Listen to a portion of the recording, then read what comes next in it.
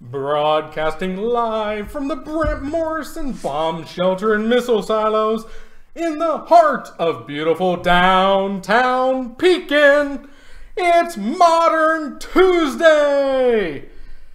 Hello everybody, this is solidly, officially out of the beta, episode 1, ready to rock and roll here at the Zone on Tuesday nights in Pekin. 521 Court Street. Come on down every Tuesday, play some Modern, have some fun, 11 card proxies so you can test drive that deck you want but don't want to buy quite yet. Up on the camera right now, we've got Tron Was John versus Action Jackson AJ!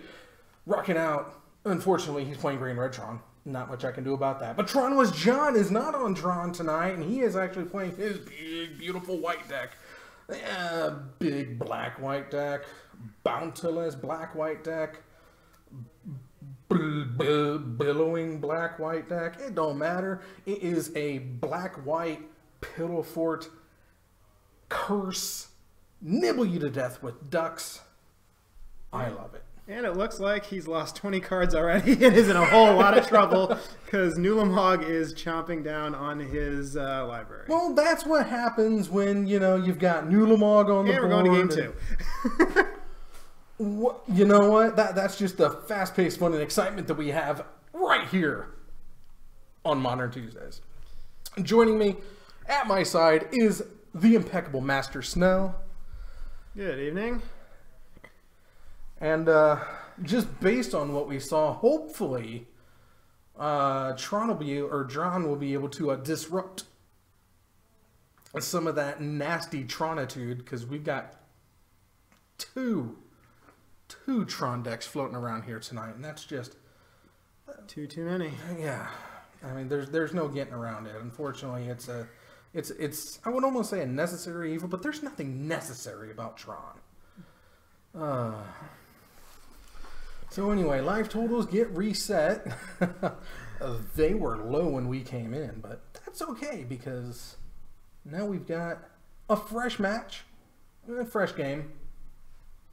A third of this match is over, hopefully. Well, if John's got any more paths in the sideboard, I would expect those to come in. Yeah. I don't see this going well for John. It looks like he was playing a more Pillow Fort control deck and a bit on the slow side. Yeah. Kinsman will have no trouble generating mana to pay for any prison effects and can definitely go over the top. Yeah, that's an unfortunate truth. So unless he's running any pox-like effects or land destruction, I think this is going to be a short one. I would not doubt it. But let's see here. Let's get that set up. Gonna need...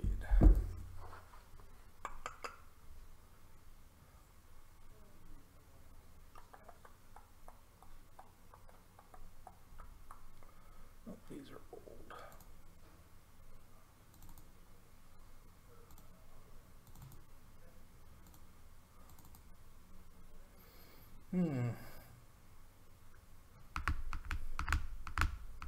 Well, it's got to be in here.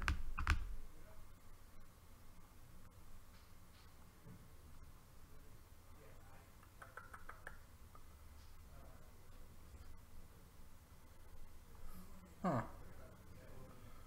Well, I guess not. Oh well. Alright. Okay. Morgan decisioning. Looks like John is Gonna keep a sending one-lander? Scries to the bottom. That's... I guess there's 2 there with a fetch. Tron piece 1 and a map. He's got a tower in hand, so he's got turn 3 Tron. Yeah, I'm gonna crack that. Probably a Godless Shrine incoming.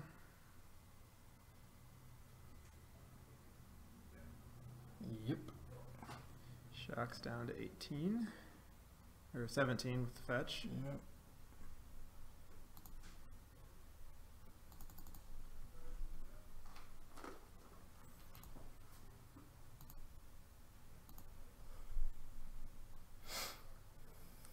Stony Silence. That'll help. That will help. That's going to make Mr. Kensen's life a little bit more difficult. Second map, just in time. Yep. Maybe he's going to go... He's going to search. Yeah, he's going to do it mapless. Yeah, so... Still, it turned 4. 4 Tron is still nothing to sneeze. John will get an extra turn before nasty bits happen, but... I mean... quarter if you got him. Hope you got him. Yeah. Not a... Basic's already in play, so Ghost Quarter may just be Strip Mine. Could be. Don't know if he runs a second source. Well, 2/3 Tron. Yep, with a third piece in his hand. Map. Ooh, triple map. Just no, in case. That was a 3-for-1. Oh, and he put a cheaty face down with that map. Gotta watch AJ. He'll slide that cheaty face in whenever he gets a chance. Does that let him activate those maps? Because that's what he needs. Oh, he uses cheaty face to cover up the Stony Silence, so...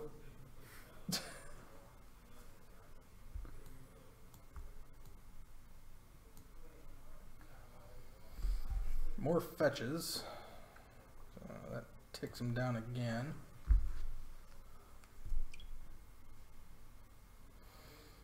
What do you got for turn 4 Tron coming down? Please say something.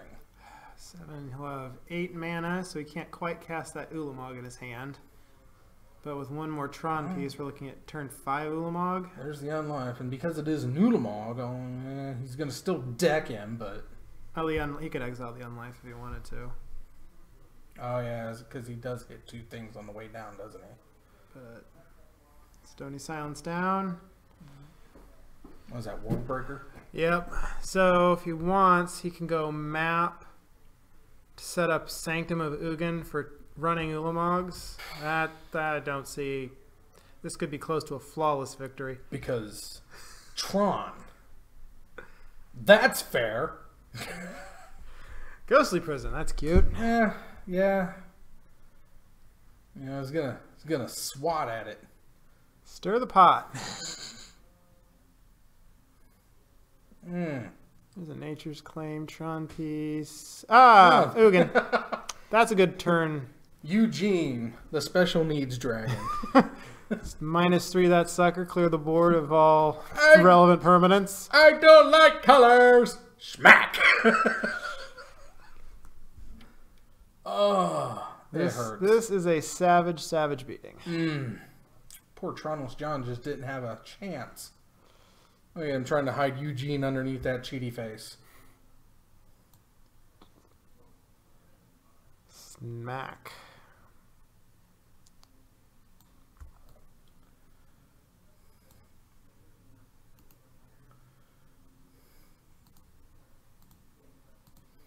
Get in. Sir. It's a 5-ball on that guy. Looks like a 6-ball.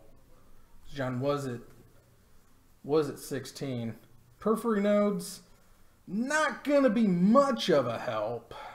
Gets rid of the... It does get rid of the breaker. On John's upkeep, though. Yeah. It won't be. It will not be in play on John's upkeep. Yeah, he's gonna tick it down for probably another 3. I mean, he can probably just do it for 2. Eat the land. I'd eat the lands, blow up the enchantments, and crack.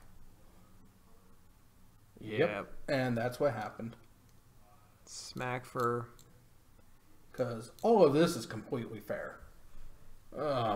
So double lethal on board with 2 permanents. I guess it is a 5-body. Oh, look at that. Karn and his best friend Emrakul just hanging out in the hand. Winning a game with Karn and Emmy in hand. That's 13. Well, they'd been playing for a few minutes, but only a few. We're looking at about a 15-minute round there. So what do you think about the no changes in any format list? Oh, they've released that? Yeah, BNR update today. No changes in any formats. The standard they declared to be healthy. Modern. They said all competitive formats were pretty healthy. There also will, barring an emergency, be no changes in the modern ban list in January. They do not anticipate making changes before the Pro Tour unless something Eldrazi winter-esque happens, is basically how they said. So we're looking at this. This should, barring any new cards that come out in Rivals to impact Modern, you'll be looking at the next couple months. The meta is what the meta is. More exciting, they are considering unbans. Really? So look for, if things stay static, potential unbans in February. It's ban and restricted list for Modern. They've been considering it. For anyone who has followed me from Natural Awesome, you will note that I believe on my last broadcast on Natural Awesome, I actually called for the unbanning of Hypergenesis. I suspect that will not be the one they do. The usual suspects on the Reddits are, of course, the level. Well, people want that. No. Of course, it's your Bloodbraid Elf and your Stoneforge Mystic. Those are kind of the usual suspects. Everyone wants big. Some people want Big Papa Jace. I mean, I would love to play with Big Papa Jace, but I believe it will be a cold day in hell before he comes off the ban list in Modern, especially with the changes to the Planeswalker. Jace Tribal leading. Yeah, him at the spearhead of an unholy alliance of Jace. Yeah. Jace the Mind Sculptor, getting more powerful while on the ban list doesn't bode well for his unbanning. I got to admit, I've been doing some playtesting for Vintage for Eternal Weekend this week, and my Vintage list does run both Vren's Prodigy and the Mind Sculptor, and having those two in play at the same time is an absolute delight. An absolute delight. I would love to do that in Modern someday. But I am a terrible person who likes bad things. You are a terrible person who likes to play blue for some reason. Nothing more fun than holding up mana and having your opponent ask for permission every time they play a spell. Crutch color. Such a crutch color. Thou shalt not. Play fun Magic. That's right. The fun police are in town. I still love my analogy. A blue Magic player is like a vegan. They will tell you exactly why they are correct, why you are wrong, and they will never shut up about how awesome it is to play blue. It was one of the VSLs where they were talking about like the different kinds of play styles, and one of the greatest things about playing Control is the games take so long that you spend a long time winning. So you just like that experience, like a 20-minute game that you win, but you were winning for like 18 of those minutes. It's just such a rush. The aggro matchup, the game's over in like 2 minutes. You barely have time to enjoy your victory. You get to savor as the slow advantage snowballs, and you're holding a grip of 7 cards against an opponent with an empty board, and you know that no matter what they draw, it doesn't matter. And eventually you'll find a way to kill them, be it with a Snapcaster Mage over 10 turns, or a Jace Ultimate, or just deck them. No. Toy with our food. Control players are like cats. We like to play with our food before we eat it. And you're completely psychotic and you think you are right. Exactly. Like cats. Exactly like cats. As wrong as you are, you will never admit it. Nope. Because in your own little world, you are the alpha and everything is beneath you. Exactly. Exactly like cats. Yes. In an unrelated note, cats are my favorite animal.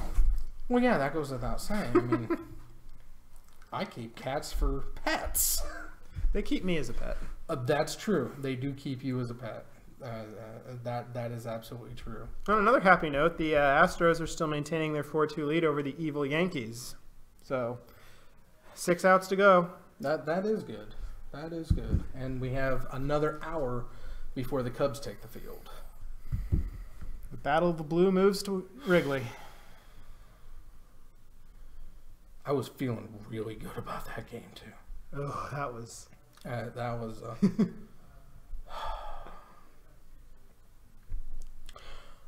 But it's good from here on out. That's what I have to say about that. So, well, I got a little bit of time because we do have Brian Brackett in house, which means that this will go to time. In about a half hour, we'll have the second match coming from you, or from us to you by me and you. Well said. Well said. Oh wow. Bada wada. Bleh. I do have. What's that one? I do have a setup. I need if I do find another one. Let's see. Oh, I deleted it. Let's get this on here. Desktop.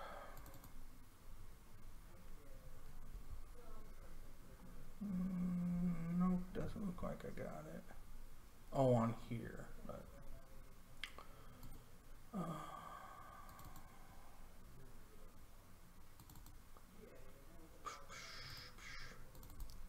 so no format changes at all. Yep, no changes in any format. It was pretty much a given that Legacy and Vintage would see no changes on the eve of Eternal Weekend. I would have been shocked to see anything in Modern. And I think after last year's massacre in Standard, it's going to have to be pretty terrible before they ban another card. Yeah. Because hopefully for Wizards that about once every 5 years they go off the rails and have to ban a bunch of stuff in Standard. And it's been about that every time there's an artifact block. So next time in 4 or 5 years when you see an artifact block, just start getting your ban hammers handy. I guess I could expand it over because I'm not taking over the side here. I just need another camera to shine up here and be me and be you. Bada book, bada bing. So if they do unban something, what's your gut tell you? Not what you'd like to see. What of the current ban list? All right, hang on. Let me take a look at the current. Let's bring it up. Let's take a look. Let's bring this beast up. Let's minimize this.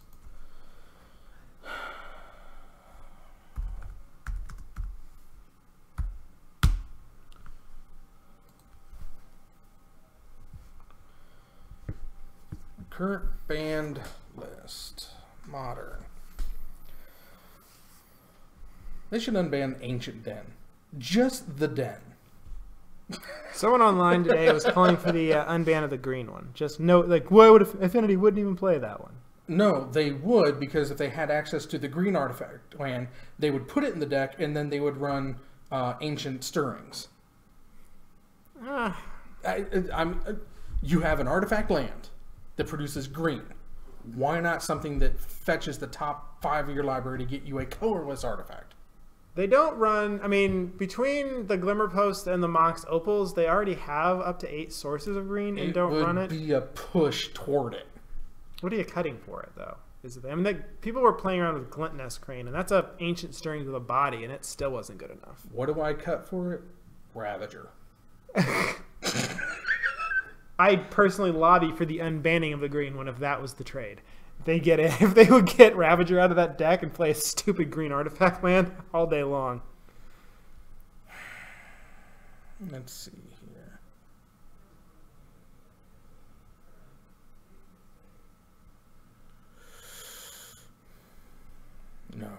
No way on Glimpse. Let's see here.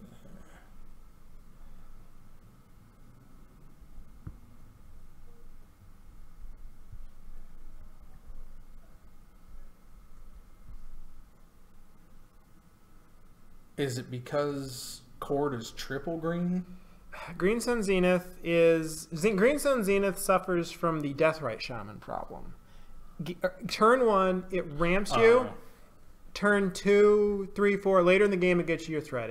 And it shuffles itself back in for added value. Yeah, it scales perfectly with it. It makes the green. The original ban restrict announcement for it had that it made green decks too ubiquitous.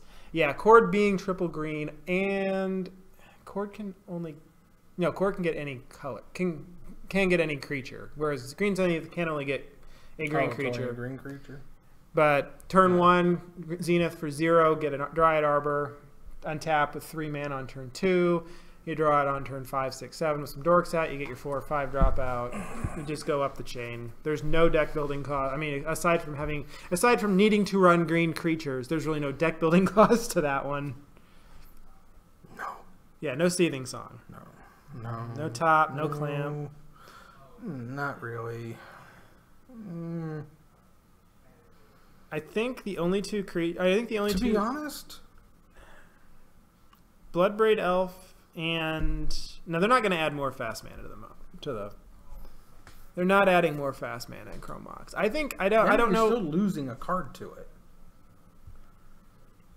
I mean, you got to pitch a card to it to make it work. Honestly, it's better than Simian Spirit Guide, though. You lose the card on Simian Spirit Guide, but you get 1 mana. This would enable so many turn 1 Chalice on 1 plays. Yeah. Just land that, exile a card, Chalice on 1, go. On the play, that would just wreck it. I think, looking at this list, the Bloodbraid Elf and Stoneforge Mystics are the only things close to safe. Stoneforge has never been in the format. It was banned because of Cawblade in Standard. It had the strikes against it. It is a tutor. Always a dangerous thing. And it's a cheat it into play. Yeah. Both of those things are huge. They make it a very risky upside. I mean, looking at what it can do, but then let's look at what's your best case scenario with the Stoneforge Mystic. Turn 2 Stoneforge Mystic into turn 3 Batterskull. Or Sword. Right. I mean, yeah, but your turn 3 4/4 big boy. Yeah, you can get a sword. But I think Batterskull turn 3 is probably the high end of what you do with Stoneforge Mystic. So you have to cast it. She has to if you get the Batterskull, she definitely has to survive because that's a 5-drop. As far as straight on beat equipment. Yes. Now we've seen decks come out of the fringes that abuse other equipments, like the Umbral Mantle. Now I'm not saying that she's going to go into Umbral Mantle decks, but people are getting more and more creative with, especially with equipments. Yeah, I do think white is one of the weaker colors in Modern. The risk. Thanks, Wizards. The risk with unbanning it is more. I don't think the upside of it is as big a risk yet. Turn 3 Batterskull's good, but in this format, Storm can win the game on turn 3. Burn can kill you if you're too greedy with your lands. Burn can dome you on turn 3 or turn 4. So the only thing white can hope to do is stem the tide and cauterize or stabilize on turn 3. So it is up there. It's a powerful play, but it is up there with the power level of Modern. I think the bigger risk with Stoneforge Mystic is the homogenization of it becomes a must play for all white decks, and then it may force white decks. That was kind of one of the call outs for the Splinter Twin ban, was it forced the blue-red decks to all run Splinter Twin. There was Grixis Twin, there was Blue-Red Twin, there was Temur Twin, there was Jeskai Twin, but if you were running a blue-red X deck, you were running Twin because it was dumb not to. I mean, if you weren't running Twin, you were doing it wrong. Obviously, there were other decks, but at the core, if you wanted to be seriously competitive and you were running blue-red, you were running a Splinter Twin shell because the I win button for those 8 cards was just too powerful in the format. Stoneforge Mystic could risk becoming that, where I'm playing Abzan, I have to play Stoneforge Mystic. I'm playing Hate Bears, I have to play Stoneforge Mystic. Maybe that's fine. Maybe it's worth enabling 2 or 3 powerful white decks. Again, you can go Stoneforge Mystic for Batterskull. She eats a bolt, and that Batterskull never happens. You go it for the 3-drop enchant equipment, and at least you can cast it. It's a 2-for-1. It's powerful. It would be a bold unban, but so is Ancestral Visions. Ancestral Visions was one of the riskier unbans, and it did nothing. So was Sword of the Meek. Sword of the Meek was also, it went out there. Neither of those two see any serious play, even in the control decks now. I've even moved it out of my deck. Yeah. So I ran it in my Lantern and I loved it in there, but a couple other cards came out and I'm like, there's just no place for this. However, Stoneforge Mystic would not fall into that category. That card will, if Stoneforge Mystic was unbanned, that card would find a home in several Tier 1 decks. She is powerful in Legacy. It's every card that, except for Umezawa Jete, is banned in Modern. So that is the absolute up end of the curve. That's the ridiculous play. But everything else that makes Stoneforge Mystic good is legal in Modern. So it would definitely slot into some Tier 1 strategies. Bloodbraid Elf is the other one. A lot of people are fond of saying Bloodbraid Elf died for Deathrite Sins. It was the card to knock Jund down a peg, and then they had to ban Deathrite Shaman too. Bloodbraid Elf would likely see play as a sum of in Jund. Jund doesn't have 4 4-drop spots anymore, period, I don't believe.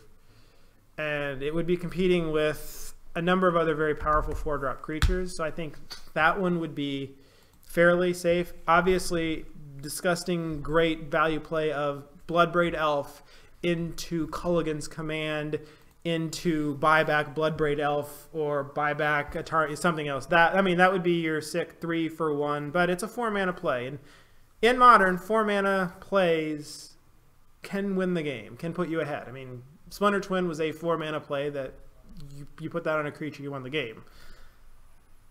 So it's not out there with power level, out there insane with power level. It would give the fair decks a bit more edge.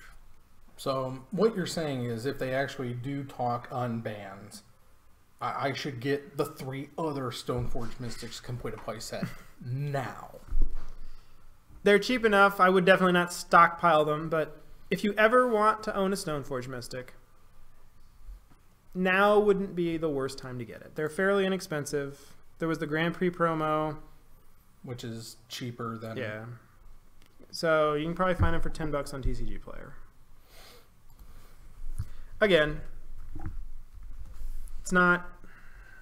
Those are, looking at the ban list, I think those are the only 2 reasonable. They're not going to unban Ponder and Preordain. They just gave Modern Opt, and I think they were hesitant about doing that. They're not giving Ponder and Preordain. Ponder is restricted in Vintage.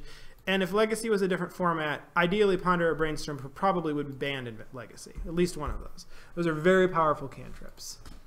So they're not coming off. Dream all you want, but they don't want the Turbo Xerox. They don't want the consistent do the exact same thing with no drawbacks. That's just not happening. So the cantrips aren't coming off. The Fast Man is not coming off. Summer Bloom's not coming off. Sorry. I missed that card here. Yeah. But 6 mana on turn 2, sometimes turn 1, is just not where the format's at. And I don't see anything else on that list. I mean, a lot of the other cards on that list have been banned for causing problems in the format. Birthing Pod, it had that. It was the repeatable tutor problem that only scaled better.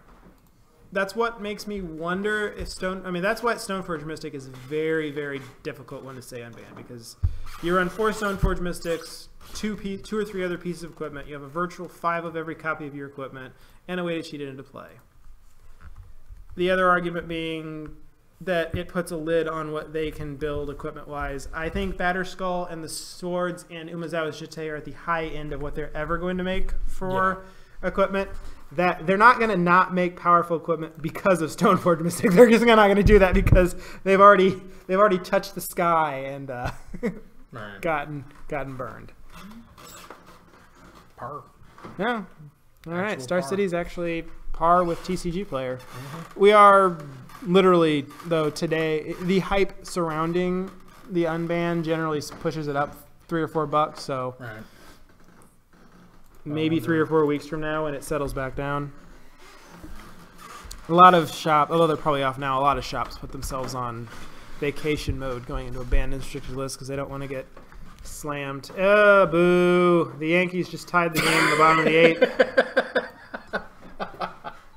That's how you know we're live. You get live Snell reactions from the MLB playoffs. This one on Fox Sports 1. Oh, hey, they're a little cheaper here. So, I think I'll go through them for that. So, let's go to the cart. Let's remove these. So we got about 17 minutes till the end of this round.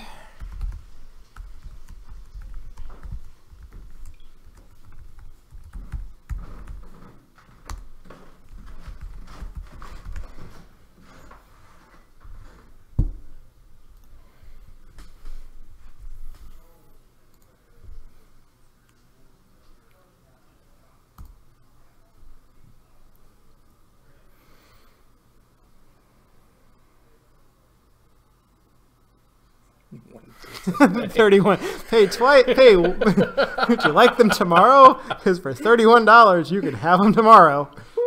Well, not. It would still be Thursday because it's after. No. For $31, I want a drone to deliver it to my house tomorrow.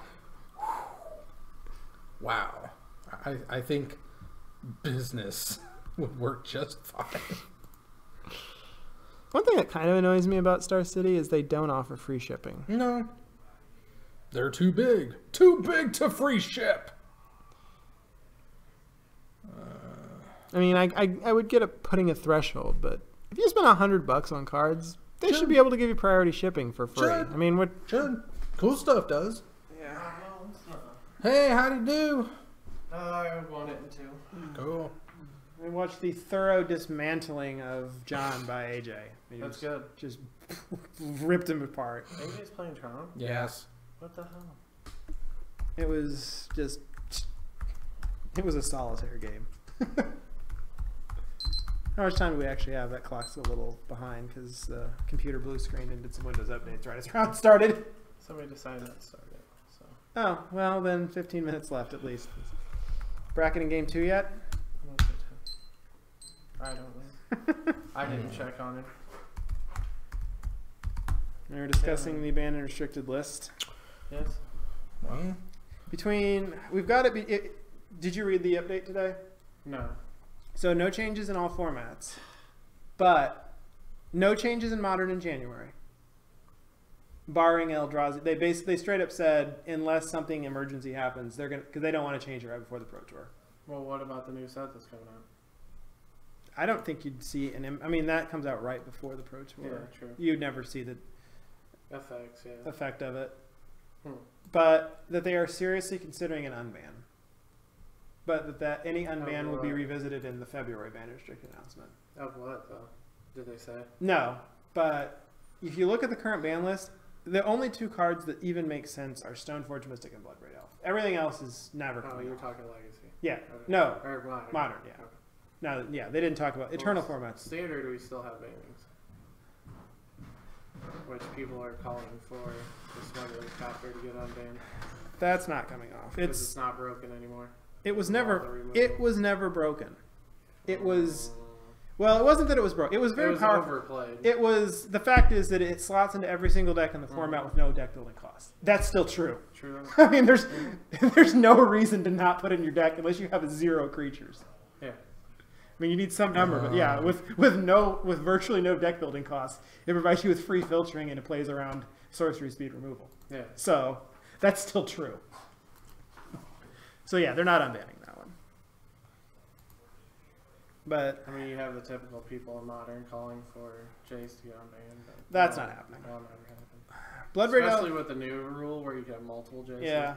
That Looking at the list, Stoneforge, all of that's gone. Stoneforge and Bloodbraids are the only thing close to safe. Stoneforge would be a very bold choice. I could see Stoneforge coming back before Bloodbraid. Bloodbraid is a very I think it would be a very safe unban at this point. I don't know. Jund doesn't have room. I mean, Jund would make room for some number of them, but Yeah. there are a lot of good 4-drops, and Jund is very. It doesn't even have 4-4-drops in the deck anymore. It might warp it back to it, but I mean, it could bring back old archetypes too. It could open some stuff up. There's a lot of 3-mana things you could hit Yeah, It'll it's a make very it broken. it's a very good card, but you're spending 4 mana in Modern. Mhm. You're entitled to win the game for 4 mana in Modern. Yeah. Or come damn close to it. Yeah, you should. So, yes, it does powerful things. You have to get to a point where a 3/2 that gets you a random 3-drop out of your deck on turn 4 or 5 is where you can afford to be. You're playing John. You should be able to get it out faster than that, if you're depending on the build of it. But I mean, if you're playing Mana Dork, don't. yeah. I mean, Jund of old had Deathrite Shaman to pass it out. It don't have that no more. I could see And it's Deathrite Shaman coming. No. I really could. I don't think Deathrite Shaman will be legal in Legacy in 2 years. You don't think so? Oh, I don't know. I don't know about next year, but within the next 2 years, I don't expect to see If Deathrite Shaman. anything, it's pure laziness of judges, just not wanting to deal with it. No, it's the problem is, which I mean, I love Deathrite. It is warping Legacy around 3 and 4 color good stuff, and they all are Deathrite. They're all black, green, And then blue, something else. Yeah. Or you have to have, if you're playing a fair deck, a fair mid-range or tempo style deck, you're putting black or green in your deck so you can get Deathrite. Even I'm playing Grixis Delver and I've got a stupid tropical island in my deck, just in case I need the green activation on Deathrite Shaman. Yeah, of course. You have to have that. It's a non-basic island. I'd love to run a basic island in that deck just to have a little bit of Blood Moon Insurance, but nope. Tropical Island, a terrible draw 90% of the time, but it's in there because of that 1 mana Planeswalker. And that is what he is. And I love the Deathrite Shaman, and I hope they never ban it. But I think they will. They probably. I mean, If I love something and hope it never gets banned, that's like 2 strikes against it. I think I broke Star City Games. Maybe they took offense.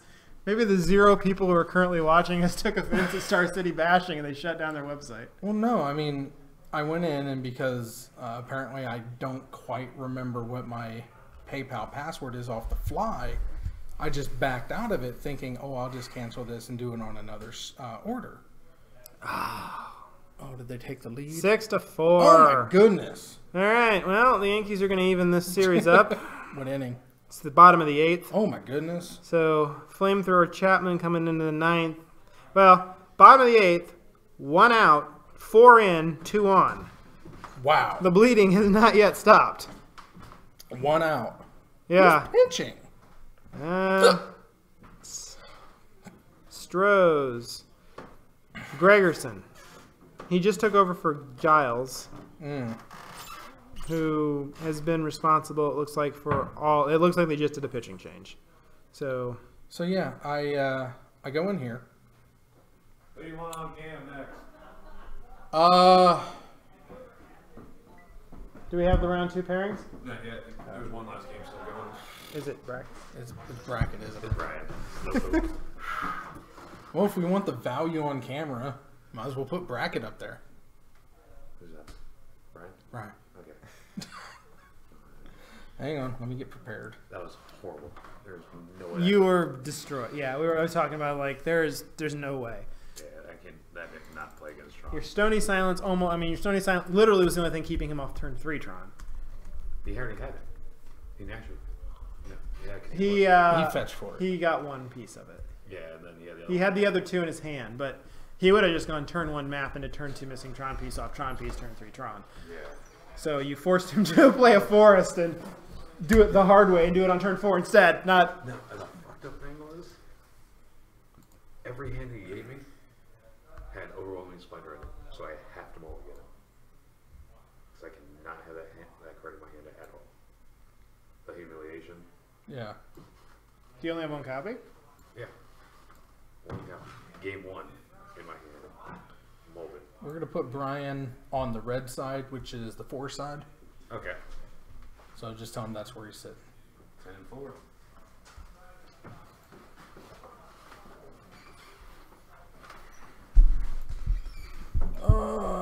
Let's see here. Gonna make this.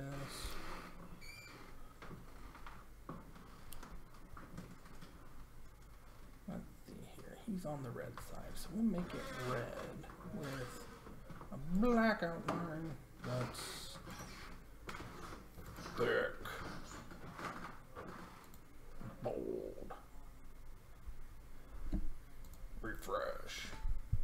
push. Add some text. 0.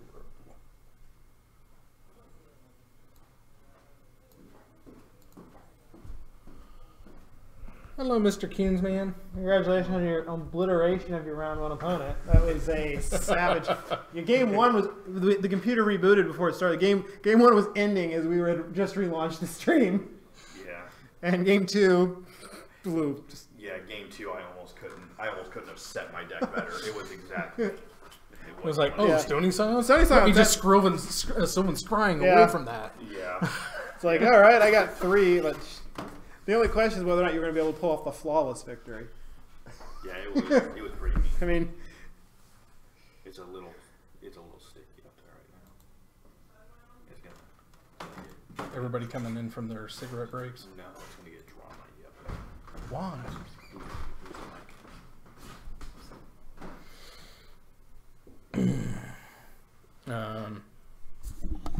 Oh, hang on.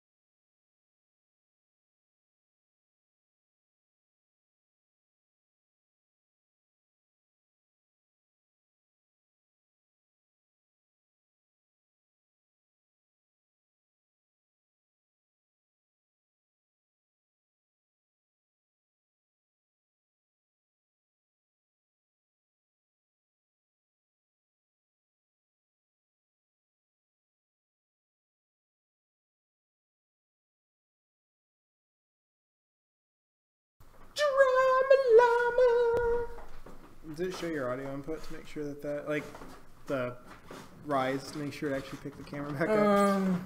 Oh yeah, see. Oh, I it's talk and it comes in here. There it is. Okay. Woo.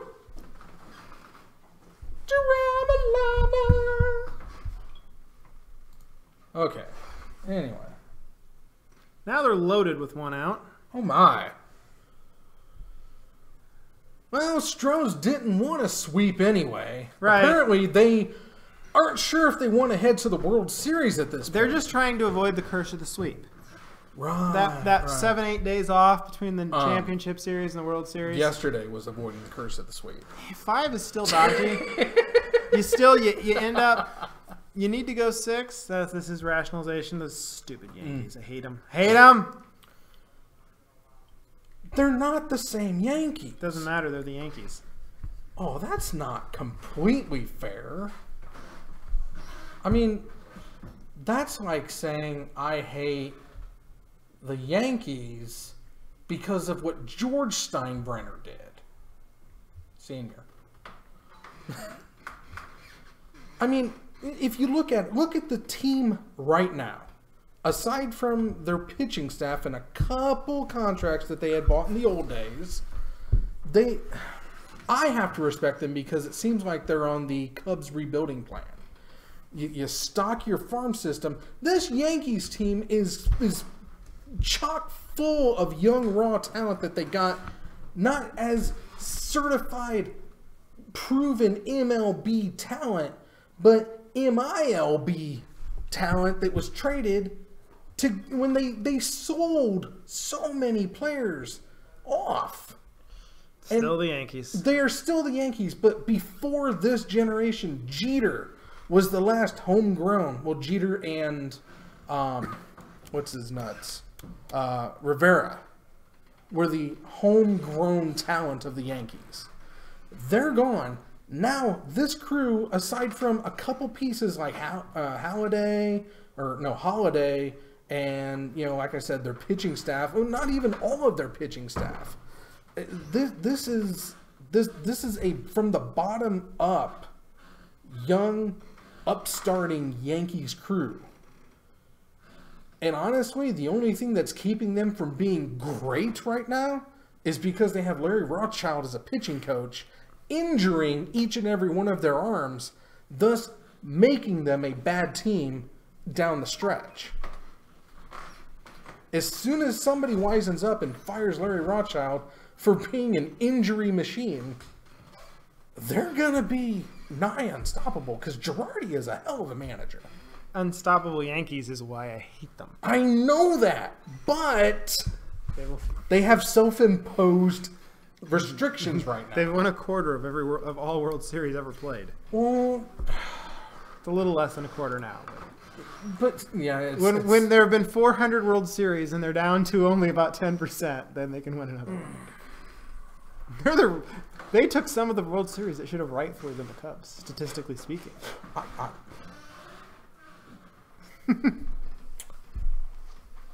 But so that's like that. Just for that argument, how can you be a Cardinal fan? Don't they have the most National League World Championships? Yes, as well they should. That's the right.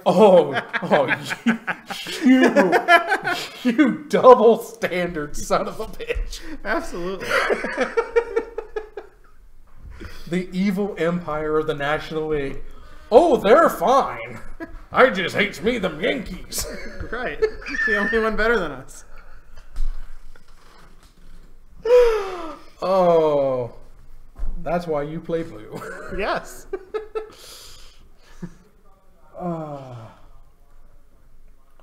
So yeah, I think I broke Star City because I went in there and I tried. It's just stuck in payment unknown. Maybe they'll send it to you for free. That would be cool. We find the loophole in Star City. It's like, well, it says PayPal. Yeah, but we never received it. Oh, shit. I mean, it's not like it's anything other than 94 brown goofies.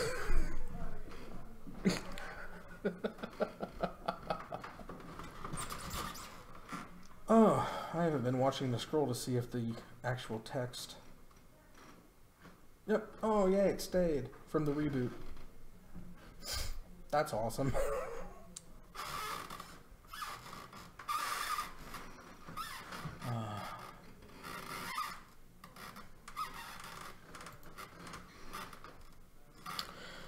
Anyway, yeah, if we get, we got Brian, I'm going to put over here.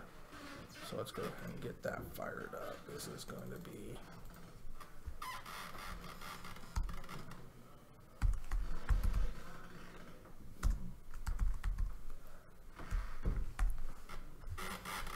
Brian Brackett. And he was playing... E-Tron. Tron. I don't know who his opponent is yet. We're about to find out because the time is nigh. People are sitting down. I'm refreshing the clock.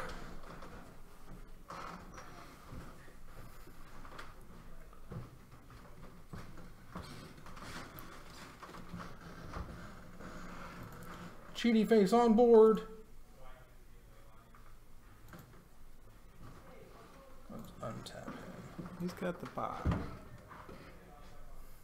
Hey, Yo. there's a change. What? Brian's partner opponent does not want to be on camera. Why? He's a So? he does not want to be on. He's kind of so it's Bryce on that side playing Burn. Bryce versus Danzy? No, Oh. versus. You can just leave mine exactly how it is. Oh, it's you? Oh, you're playing him? Yeah. Okay. He wants me back on there. BBW for the redemption. All right, if you may have Yeah, heard. I see Brian's opponent is whiny about the camera, so it's Tronless John versus Bryce on Burn. Yes. Bye. Just make sure you got Herman. Yep. Burn. My least favorite. My least favorite deck to play, but I do enjoy playing against it. Really? Yes. I have no respect for Burn players, but I play Burn. yeah, that's not your primary one, and I think less of you when you do. That's okay. I think less of myself sometimes too. Okay, so I remember unfortunately Brad- we get rid of our slow. Brad prepping for one of the major modern events was testing out Burn, and I'm not gonna lie, I judged him for it. Ripper asked Eben and I, or he asked Eben at one of the tournaments we were kicking around. He's like, "All right, Did you get the info? You get the. If you you want to were- buy? No. if you were I'm good. Shut up. if you were guaranteed that you could win a GP with all the things that includes, including invite to the Pro Tour, the whole thing, but you had to play Burn, would you do it?" Yep. In a heartbeat. I don't know. I think the answer was guarantee. Because Evan feels as I do. Snap keep. Snap keep. I don't know. Really? Really? I don't know. Really? I just don't. If I'm not playing something I enjoy, what's the point? Sure, $10,000 and an invite to the Pro Tour is nice. So maybe. But I'd have to think about it. Oh, you're guaranteed all of this wonderful cash and prizes. And to get there, you have to turn a mountain sideways. Boo-hoo! It would pain me greatly. I mean, I'd probably do it. Because, Actually, it would pain your opponent more. I mean, I'm winning, so that's guaranteed.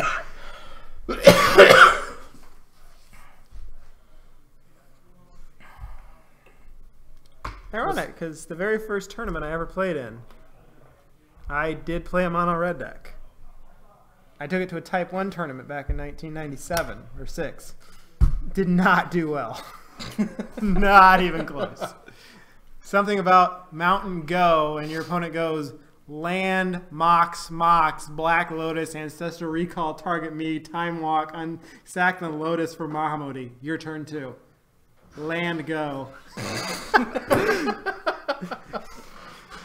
Get up to 4 or 5 mana, cast a Fireball, mana drain it. Yep. Yeah, but in your defense, that was baby's first burn. It's come a long way. Well, that was a bad burn deck. It was a bad burn deck, yeah, obviously. Take a grip full of 4th edition cards to a vintage tournament. Even back in Yeah. 97, you're going to have a bad time. Get your terminologies right. It was a Type 1 tournament. True. This was the early days. Type 1, Type 2. Back when Strip Mine was legal as a 4 of in Standard. Yeah. Now that's a standard I could get behind. Necropotence, legal. Yeah. Necropotence was considered an evergreen card at one point by Wizards. In 5th edition, they were talking about reprinting Yawgmoth's Bargain as well as Necropotence, because it was straight up Necropotence was going to be in the set. Did we also want Bargain? That's how they actually approached it. I miss their design team back then. They really should have stopped. They really never should have stopped taking crystal meth. That was like all helmed by Morrow, wasn't it? Like just straight up Morrow? Probably. He's gotten gunshine in his old age. Something about He being. hasn't gotten gunshine. He's gotten overruled. That too. Well, yes. Morrow is a figurehead right now. All right. All Burn right. player goes turn 1 into Riftbolt. Riftbolt. And the good old land go from Tronless John. He's still at Goblin Guide. Get there. Trigger says, ooh, 1 card too late. Terrible. Terrible card to draw. Well, he does get the scry off the. That's a good boy there. Fetch it away. I mean, unless you're holding 4 lands to play it. Yeah, this game's going to be over before that happens. Well, yeah, but I'm just saying, if you had 4 lands to play it. Still would shuffle it away. He needs to play the Periphery Nodes now. And then next turn, hopefully he's on curve. Bryce did miss his land drop. Bryce did miss his land drop, but with burn, it doesn't really matter. It can't. I mean, if he misses it a couple more times. Okay, so fetch takes him to 14. He does have Phyrexian Unlife in his deck. Yeah. Main deck, too. And that's going to be a help because he does play those Insomnies. That's a gain 10. Mm-hmm. More, probably. Well, I mean, with Somni, it's a win until they destroy one of it. Because Burn can't beat that on its own. It's got to have a destroy. And most of Burn's destroys come out of the sideboard. He revealed a non-land. It was a proxy, and I couldn't quite see what it was. Lava Man. Still stuck on 1. Yeah, that was a swing with the Goblin, so he's down to 12.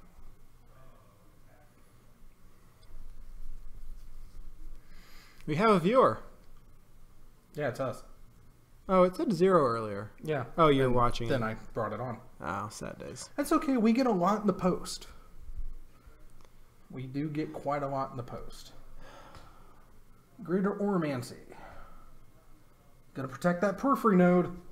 Does that give... I'm not... All of your enchantments and enchanted creatures have Shroud. Okay. All other All of it. enchantments. So you and gotta enchanted go through it first. You gotta go through the Greater Oromancy to get to anything. But it does give a hard Shroud, so... There's Whack without Whack. That's another Goblin Guide. Oh, is it a guide? Yeah. Oh, okay. Not used to that picture. Is that Trigger a promo? one?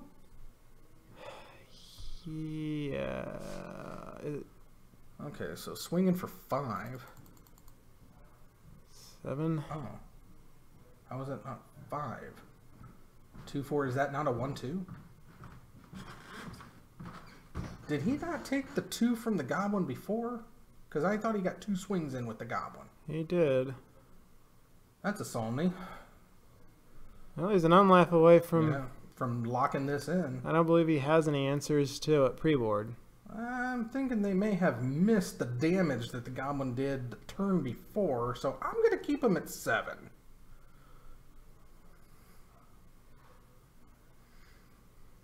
I'm going to swing a ding. However, he... What'd he flip? Oh. Does that go for the throat?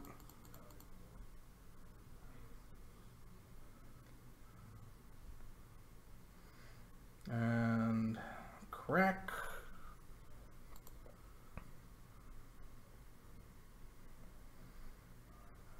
Got a Lightning Helix. And if he's at 3, he's dead. But If they don't have him at 3, he gets an Yeah. untap step. it doesn't look like they have him at 3. So I'm gonna, I guess, follow game state, and I swear that it looked like they missed a Goblin damage, and maybe they did, and there's the Eidolon. That's gonna hurt. Alright, so it's Phyrexian Unlife or bust. And he's not drawing Phyrexian Unlife. Right. So this game's over. Unless he's got some in his hand. Well, he might have had it in his hand. Why you wouldn't play that first is beyond me. But. Yeah.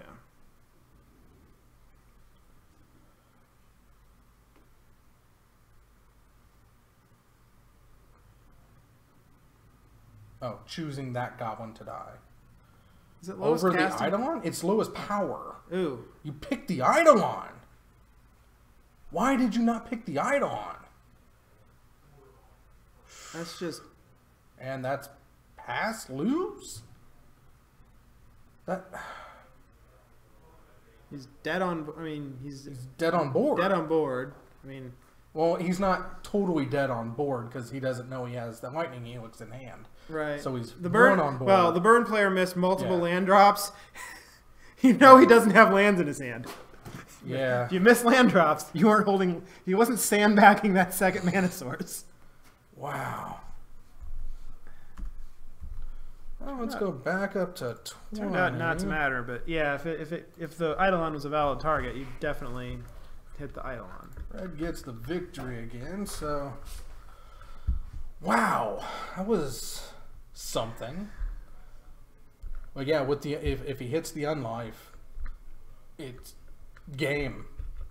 Red can't burn through it, because you never lose.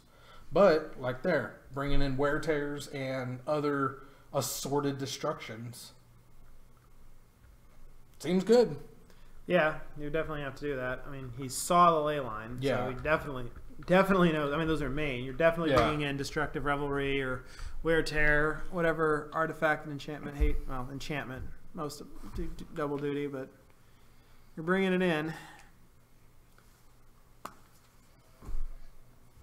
I don't know if he's got the one of Stomping Ground in the deck for the green splash in the side, or if he's strictly on the Boros. Oh, I think he's Naya Burn. He's just light on the green. Most of them have gone to a strict Boros, but most of them do have a one of Stompy just for Destructive Revelry or Ancient Grudge Flashback. Destructive Revelry generally, because it's just far, far better. I mean, Wear Tear gets you 2 for 1, but you want to be doing damage. Well, we're about to find out. As we go to game 2, round 2. A virtually mono white deck. Yeah. Let's see if his sideboard's got some good stuff for it, because white can destroy burn if it's so inclined. Now, I do respect John's devotion to holding on to black as much as possible. But honestly, this type of deck is much better suited to either being completely mono white with the life gain instead of the disruption, or splicing in some blue with the white to give you a little bit more control for that pedal fort. Are you advocating somebody play blue? I'm advocating to splash blue, not play blue. There's a difference there. Yeah, it's a fine line and a slippery slope, my friend. Yeah, that's why I don't cross it very much. Sometimes blue is a necessary evil, but it's definitely washed out by all that white. Once you go down the dark path, forever will it dominate you. Yeah, that's why I don't play mostly blue decks. I think it's a safe bet that I'm still a solid white player. Blue and white are allies. Yeah. Yeah. White does have to bolster up blue for it to stand strong.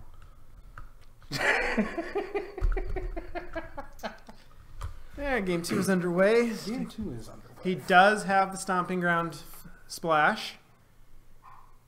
He went straight for it. He probably has Destructive Revelry in hand, I would imagine. Or at least the Ancient Grudge. I don't know why he would bring. He wouldn't bring Ancient Grudge in, though he saw no artifacts. Just ignore that. So, and with Lightning Helix, it's Taylor Swift Spear in the house. Swing.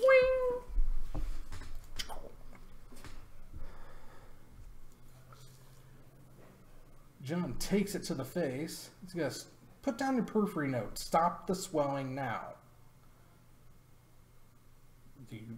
You got it right there. Play it. That's your play, unless that's a plains. Especially with Burn, if they have to wait on that next creature drop, that's just worse. Oh, he passed. He didn't play anything. Vexing Devil. Oh, he's gonna let him have it? If you don't have removal, you have to pay 4 life. Well, he's playing black-white. He should be on push and Oh, I mean, path. in your hand. Right. If you got push or path, then You let him have it. Let him have it. So we'll see. Oh. He's stuck on 1 land again. Oh, no, he's on 2. Oh, red, burn. Yeah, nah. Very interesting if that... He must have Destructive Revelry in hand. You don't go get the green one if that's your only land with white in your hand. I mean, he draws a mountain. Right. That turns out Boros Charm and Lightning Helix. Mm-hmm. Oh, speaking of Vexing Devil, I went ahead and ordered the hard shell of that Choose Your Own Adventure deck. Oh, I need to fine tune it once I have everything in front of me. But is he untapping? If you've got removal, no, he fetched at the end of his turn. Now he's untapping with the Vexing Devil on the board, which means he doesn't have push or path. I don't know. And he hasn't played Periphery Nodes. He doesn't know how to play non-Tron, so he's hoping Unlife. He's hoping the Unlife is going to save him. So does he have both? Hard telling. It really is. So I gotta get at my poison counters.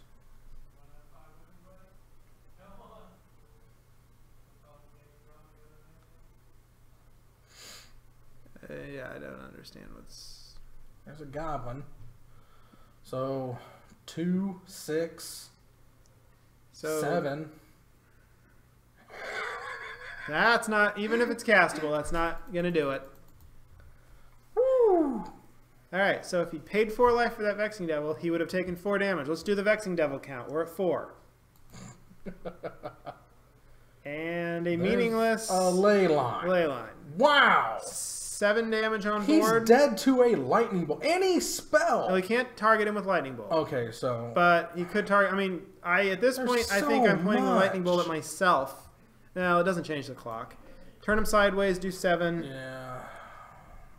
Then he's got to answer 3 creatures. Well, Phyrexian Unlife's on the board still. Yeah. So he's got 10 got extra life. Ideally, he needs to see if he can crack it for 10, or it does buy him 2 turns. Oh, he swung with another goblin, so he's down to 1. Still, next turn he still only goes to 0. Or negative, whatever, but he doesn't get... Yeah, on the attack he goes to 0. So what do you got in hand, Johnny? Well, you think you go to negative life. Not at first. But you don't take poison.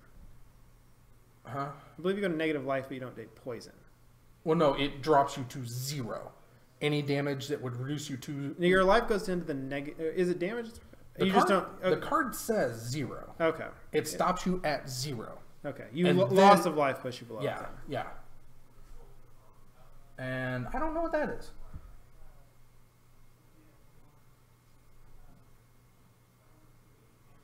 It's obviously a curse. And it costs 5, so on his turn, I think it's the, I don't know what it is. Got Gatherer up, search for black curses.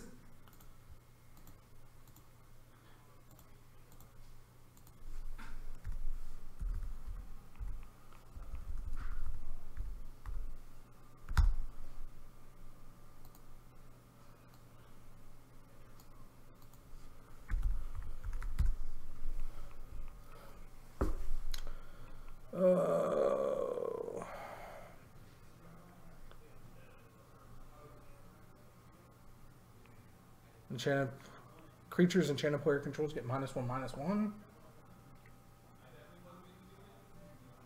Well, apparently he didn't have a victory condition there. He was just hoping to draw into the Solemnity, but didn't work. Yeah, it looks like Destructive Revelry for the win. I'm guessing it was a Curse of Deathhold. It does not keep your life total under... Phyrexian Unlife does let you go to negative life. Oh, does it? Yeah. You don't lose the game for having 0 or less life. As long as you have 0 or less life, all damage dealt to you is infect. But the first blast would have put him to negative whatever, but no infect counter. So, but dead to the Destructive Revelry the second it touches it. I don't pay attention to that part of the card, because when I play that card, it's in conjunction with a card that says at the end of every turn, my life total gets set to 5.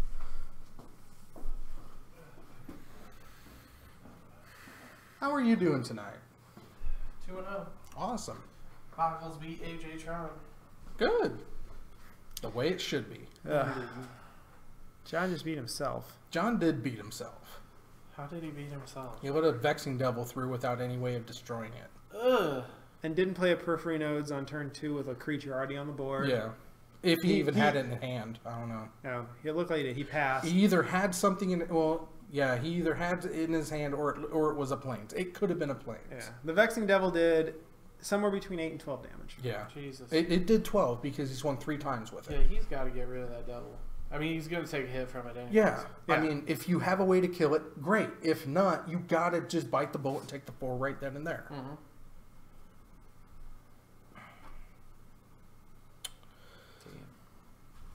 It's okay. He'll learn to not play Tron eventually.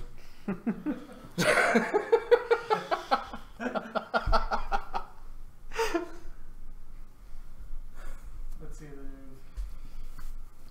Kyle and Luke playing now to see What about Brian? who else is undefeated. Brian got beat. Oh, undefeated. Okay. Yeah. Brian's still playing, obviously. He's playing on Drowsy Tron. He shouldn't be playing that one. When you get back upstairs, Yeah. look at this. Nudge the table this way a little bit. This end, just nudge it this way ever so slightly. About a 1/4 inch at the most. Because it's like angled down this way. Are you Just sure that's not straight. the playmat? The playmat's angled. Do you want me to straighten the playmat? No. I want you to straighten the The table. forest playmat is angled. Well, See how close it is by the dice and how It far is away weighing from you? out, yeah. Is that skewing your perception? it's not the forest playmat, it's the mountain playmat. Because here you see the undertake, and then here it's Oh, hanging yeah, I over. guess it is. So the mountain, so even if you straighten the mountain, that means you still got to straighten the table. Oh, okay. Are you having a bad OCD day, Bob? Because I know you Is have... there a good OCD day? Yeah, there is, when it doesn't bother you. Yes. I have OCD as well. You know what bothers me? I was up at OSF for something. What was I up there for? Oh, it was for it was for a memory consultation. And when they left me in the room, there was Wait. I say the irony of not let's go back. forgetting that you were up there for a memory Why consultation. you went there for a memory consultation, Bob? Sorry, that was just on a T right there. We couldn't let it go. I couldn't let that pass. I thought Snow was going to let it go. I was getting ready to say it, but I'm like, I was like, can't let do that I? go. Do I? Yeah, we do it. We do it. We do it. It's Bob. We got to do it. anyway, they have these like built-in monitors hanging on the wall that have like, you know, health fun facts. And are you suffering from these things? Ask a professional for help. Just basically to make you get paranoid. Yeah, that pretty you're much. suffering And from- like a whole, and because I'm in a neurological wing. Yeah. Most of them are geared towards depression, anxiety, and OCD and Of things course. like that. So they're like, so they were having a whole bunch of like different things like crooked pencils and stuff on the screen. It's like, do images like this or bother you? It was like, maybe you have OCD. Ask your physician. Like blah blah blah. Well, I'm thinking about that. I'm like, okay, that really doesn't bother me. But what is bothering me is the cross they have hanging on the wall because it's LSF and they're run by the sisters. Well, it's crooked. So the cross is crooked on the wall. I'm like, okay, they're not in here. I just stand up. I just straighten it. It's bolted completely angled? into the wall. Oh my and it's God. bolted and crooked. And they're saying, do you have OCD? I was like, yes, because of this, I do. I bet there's a camera in the corner and they just watch people go. That was awful. It is. And it really is. It's like, if this were straight up and down, it's like that. Oh yeah, that would bother But me. it's right next to the door. So the door's straight up and down, and you've got this cross that's like angling slightly in at the door. I'm like, Do you know about the lady that lives on the corner of 14th and Willow? is that the crazy one or the Diagonal from the fire station. no? Bothers me to no end. She finally fixed it after like 6 or 7 years. When you pull up to the stop sign going towards Broadway. So you're looking at her house on Where is this? 14th and Willow. 14th and Will. Okay. So So you're on. You got the fire station on the left. You got Broadway ahead of you. Okay, you're on 14th. You're on 14th. Okay. Yes. Okay. The lady's house is diagonal to the right, like over Okay. here. You can see into her living room where she's obviously old and has the living room lamp on. And the lampshade is like this. And it was like that for 6 or 7 years. Okay. And like, I found myself multiple times like pulling up to her house and like, I gotta get out and say something. And I'm like, no, just ignore it. I drove by and I celebrated so much because she actually straightened that lampshade out. I'm gonna guarantee you one thing. That lampshade was twisted for a purpose. And that purpose was probably because at that angle, it doesn't have a glare on her TV. Yep. Or her reading. Probably helped her reading, yeah. And then when she readjusted the room, Well, I hope she could straighten the I lampshade. hope the old lady didn't kick the bucket and like somebody straightened the lampshade. Well, of course that's what happened, but we don't want to think about that. Right. Maybe she developed OCD and it bothered her, so she... Maybe. So this was my Sunday morning. I had to go on site because there was a server offline, and this is what I saw in the server room. No way. What? That is terrible. What the hell? It's condensation from the air conditioner. Oh. There were two. I moved them. There were two computers sitting right there. One of them was sitting in the puddle of water. Oh. Please tell me they put that insulation there to soak up the water. They did. Oh! Yes. Do they know how fiberglass works? Oh my god. Because that air conditioner does not have any kind of drainage. It was just drip. So I sent this picture to the responsible parties and said, y'all might want to fix that. Because there's the high voltage plug-in on the floor that could be the... Oh, Jesus. Yeah, at first I picked up the computer. It's like, please tell me this isn't the one that set off the alarm that's offline. Because it's sitting in a puddle of water. It wasn't.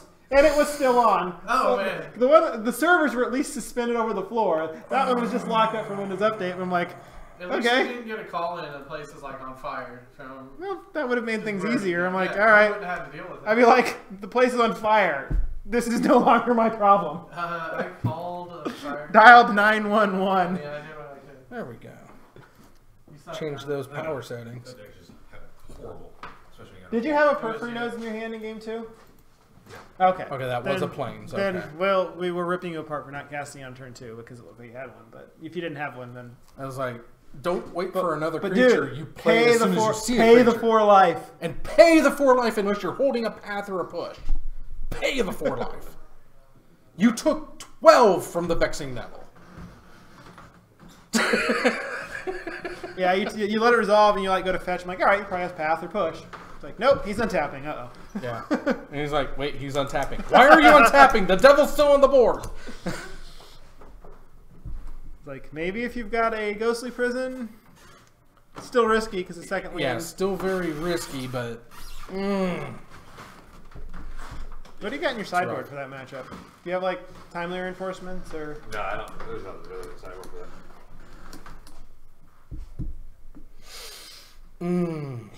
He resolved, but he went with, as soon as he threw his second land down, he destructive revelry. Yeah, we kind of looked away at the end of the match. Was it a destructive revelry? Was that the last spell he cast? Or did he just attack through all of Yeah, he them? played another goblin and got through the 11. So more than Well, that wouldn't have killed you. No, it put me on a 11 negative poison. 11. He Yeah. was at 1, I was at and then he 1, played swung- another goblin to swung put for 11 damage on the board. Oh, no, That that doesn't kill turn he you. would have gone to 0. You go to negative 11, but you take no poison. Until you were at 0 or So I less. scooped early? Yeah, until you were at 0 or less. Yeah, the hit The that puts you to 0 the unlife does doesn't not deal give any you damage. poison. So you go to negative 11 with no poison counters. And then the next 10 damage kills you. Yeah. So I thought he went for green. I figured he derevved your, so which would have killed you. You were at 1. The Yeah. damage from that would have put you to Yeah. negative. Being at 1 is what saves you. Now, if he were smart, he would like bolt. He couldn't like ley line. He had the Right, ley line. right, the ley line. That's right. He couldn't. So You I couldn't. skipped early on our game. Yeah, he skipped scooped one turn early. Yeah. I didn't know that. When you He was at attack, 1? he was Yeah. at 1. The attack your would have put him attack to takes him to -11. negative 11, but no poison at that point. Oh. Because until you're at 0 or less, I see. the unlife does I don't not think give it you really poisons. mattered much. Probably Well, not. it could have given him one one turn to go off Solemnity. Yeah, if you would have had the Solemnity on that turn, that draw. Did you have a D-Rev in your hand? Yes. Okay. Okay. I figured If I would've gotten a land, since then I you was on fetched one land since the you whole time. fetched Stomping Ground as your very first one, I figured you had to have a Yeah. Destructive Revelry, especially on a one-lander, because there's no way you don't get a white source if you're not Yeah. sitting Destructive Revelry. Yep. That's. I was sitting on No, the but revelry. the next card in hand, Greater Ormancy. They fucking Yeah, but Ghostly, that would have gave him Shroud. You got one. Yeah, it was 2 cards down. You had Yeah. Ghostly, Prison, right? So I would have had one more attack in. yeah, I mean, it would have bought you time, but yeah. Yeah, you were dead the second. Should have taken the 4 for the. Yeah, we were ripping. Yeah. As soon as that Yeah. resolved, I'm like, he must have a path. Nope. Path or push. Something to get rid of it. Always don't take just let it It's sit like if there. you can't kill it before it hits you once, pay the 4. Right. Always pay the 4 unless you have an answer. That's all I wanted for it. Yeah. 4 mana. Yeah, it's a 1 mana 4 spot. Force, but In this okay, case, he did so 12. Yeah. there you go. It overperformed. It's rough. Yeah. But that's it's a okay. Pretty rough run in though. Stick with it, John. Don't get frustrated. Eventually, you will recognize that a world without Tron is wonderful.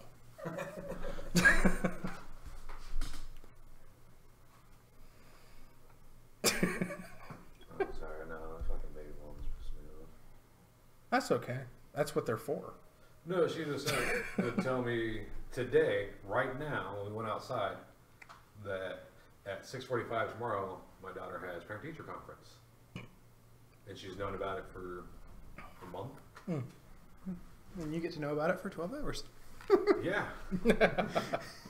So now I got to figure out how I'm going to be there and still be here on call at the same time. Hotness. And still go all the way to Galesburg. Does seem like a problem. Oh, let's back that edge. So goddamn hard. Let's make it so hard. There'll be a body print. That's why Al Gore invented Hitman. And that's why George Bush allows the father to beat the living shit out of the baby mama and take the kid in court. The in-court part's the The in-court part is the part you want to say on a hot mic. There may not be anyone watching.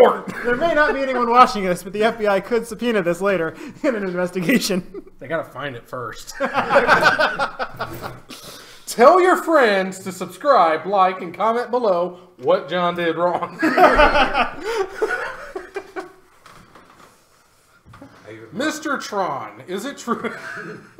Nope. I played the fifth on this one. You can't prove that that was me. That was a sound-alike. I believe his name is Brian Brackett. He's about 8 tall, about 8 wide, with glasses. Can't miss him.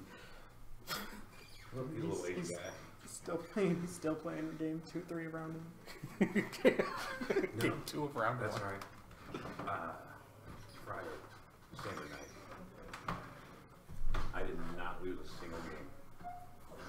Well, I didn't either. I took fifth. I went 1-0-2. Who'd you play, Brian? No. Twice? How did you had 2 draws without completing game 1? Wow. Wow, yeah. Because Yeah. if you didn't lose a game, if you drew the round, I it was means playing Grixis Control. It's a stupid blue. You know, you complain that, oh, eggs ruins and goes too long. Screw you, blue does that on a daily basis. What is it? Blake's got game 1. Went all in turns. With no clear winner. Then I played Ben. And then what? He got game 1, I got game 2. And we went and we started turning. then you lost a game.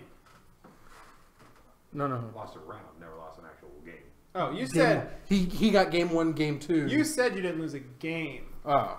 But then you said you said I didn't lose a game. Well, no, you literally said I didn't lose a game, and I went 1-0-2. I thought that literally meant he got 2 draws. Didn't mean I didn't lose a match. Whatever. Oh, I didn't Match lose a- round. I speak, John. See, at least somebody understands me in my little It's okay, he plays blue. I play a little bit of blue. A lot of black. Just a little bit.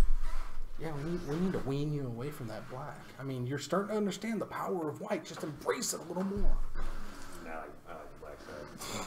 We got Darth Vader and shit like that. A lot of movement up there. Is the round turning over, or I'm down here with you. I know. You're supposed to know these things. you were upstairs more recently than I was? I was outside more recently than you were. Also true. Our match was over before anybody else was. Yeah, that's what happens when you're playing Burn and don't put up much of a defense. Well, it's kind of shitty when you got to mold to a 5. Mold to 5, but you also let the devil on board. You invited the devil into your match. I'm okay with that. Sometimes you got it. Woo. Laddie's no score in the first. Yeah. Stupid Yankees. Did they end up winning that one? Yeah. 6-4. You'd be so proud. I actually watched the Cubs game. I am proud. And I was thoroughly pissed. That entire game. You guys are playing Washington. Last game. Oh. That one did go annoyingly long. Because that was a BS. That play should have been called. Oh, the mask? Yeah. Eh. That play should have been called. It was missed. It was a messy game. It was a very messy game. 16 runs, what, I like that 30-ish backswing, hits. though. Set the bases up. Was a messy game, but that's okay. They came out dirtier than we did. That's alright. We got next year. It's a Padres are gonna make it significant all the way. delay. Not bad. Over 30 seconds. That's about average. You guys remember that. What's that? You heard it first. What? Padres are going to make it all the way next year. Not with Fowler at the helm. Padres are going to make it. Not with Fowler at the helm. Yes, they will. Not with Fowler at the helm. They're going to make it. You got to get rid of Fowler before you got organization will do anything. Okay. As long as you have a general manager who is blaming, or is he the owner? I think he's principal owner. If you have a principal owner that blames the problems of the team on players, Maybe his players just suck. Well, he's the one who got him. yeah, You need to get some better people. Just rewrite the whole team. yeah. Starting with Fowler, sell him to somebody who wants him. Sell them to Giants. The MLB should have taken that game, that team away from him, based on everything he said about that team last year. I can't believe he's still owning that team. It takes a lot to take it away from an ownership. I know, but man, he was ripping everyone Jeffrey through the Loria was court. allowed to own 2 different teams. He bankrupted the Expos, and they still let him buy the Marlins. Now Jeter owns them. Now Jeter owns him. Ish. Watch, in like Enough. 10 years, Johnson on the Padres.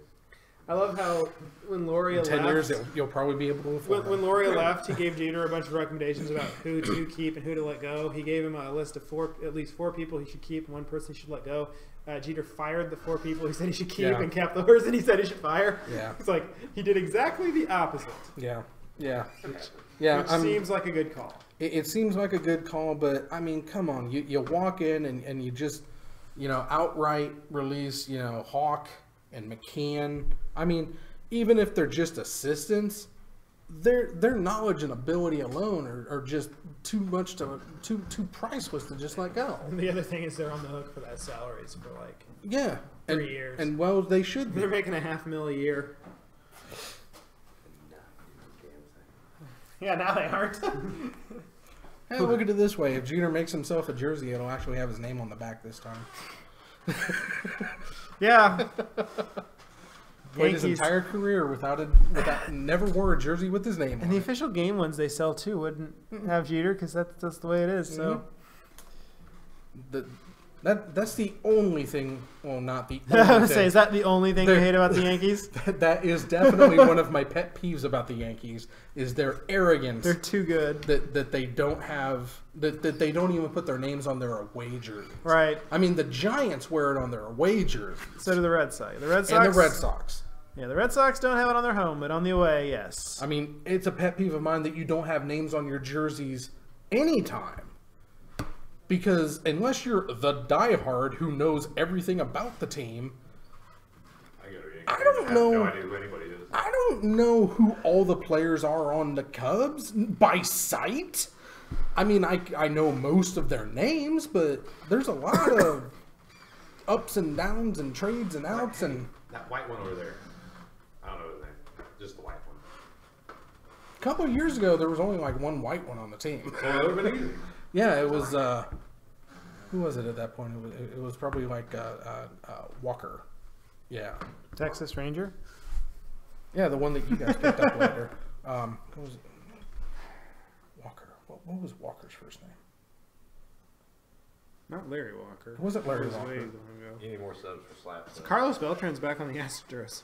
Yeah. Yeah, I didn't see that one coming. Remember that, Bob? I know, I'm going to get it. Well, your Cubs have taken a 1-0 lead in the bottom of the first. Woot! If you bring 20 subs, you get a jersey. Schwarber finally hitting.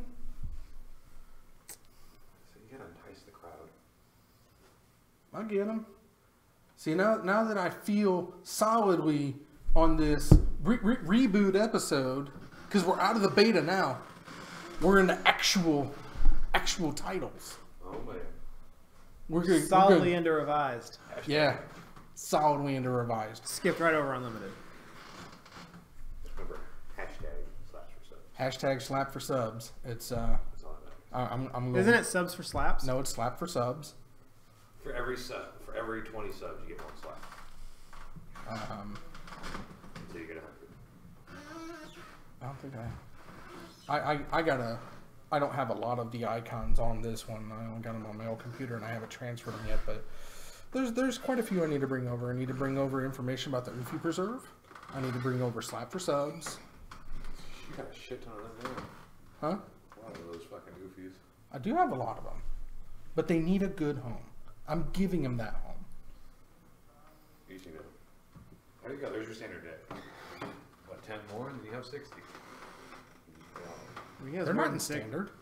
So, He has more than 60. I have a little bit more than 60. He probably. Well, he and Danzy got together and got me 50, I think. Oh. So. I mean, you've got several thousand, don't you? No, I have a little over 1,000. Really? I would Yeah. have thought more by now. No. you got a couple decks and a couple sideboards. There you go.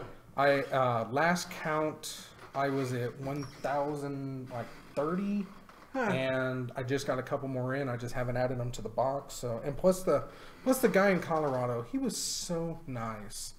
He sent in 29 Oofies to the preserve with a little note that says, "This is for the preserve. I hope that I hope they have like a happy life," or something like that. I kept a note. I just don't have it on me. Dan threw away the envelope, so I don't have his name, but it came from Colorado. Such a sweet gesture. You need to find this guy and be like, I do. I'm gonna be back on Thursdays. I got the rigging worked out. oh man. I'm like, Play something fun. I'm trying to, but unfortunately, I don't have all the cards for it yet. Rebuilding. It's still 10 card proxy up there. No, this would be for Thursday. Right. They also It's have still 10 card proxy up at on Thursdays. It's more than 10 proxies, unfortunately. Why 11 proxies here? Because it's Scott. Because it's Okay. Scott and he wants to be better. Okay. Wondered where 11 came He's, from. he's from North Korea. What else do you need to know? No, I'm trying to do Mangoes to 11. polymorph. Oh, Oh, the Emrakul polymorph. the Emrakul morph. Yeah, because that seems like fun. Now, are you? If you you tell doing- Katie are in you doing- advance, she might let you borrow it. Are you doing the Oh, sure gold? she has it? Yeah, she's played it before. She played it in a. It just seems like it'd be a lot of fun. Are you playing the new one that came out with the Umbra Mantle combo, or are you Yeah. just okay? Hers was just the token polymorph one. Yeah, she token played that in polymorph. But then I also thought about She played that in the not in the PTQ there, but what?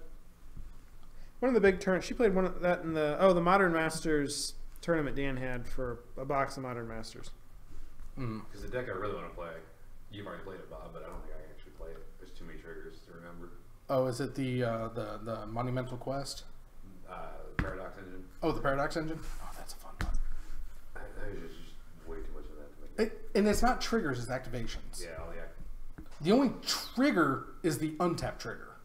The Paradox Engine puts on the. see, knowing my luck, I'd probably forget to untap. No, because the point of untapping is to get the mana. So, and I'm not gonna lie, I misplayed my mana, or I would have won that game.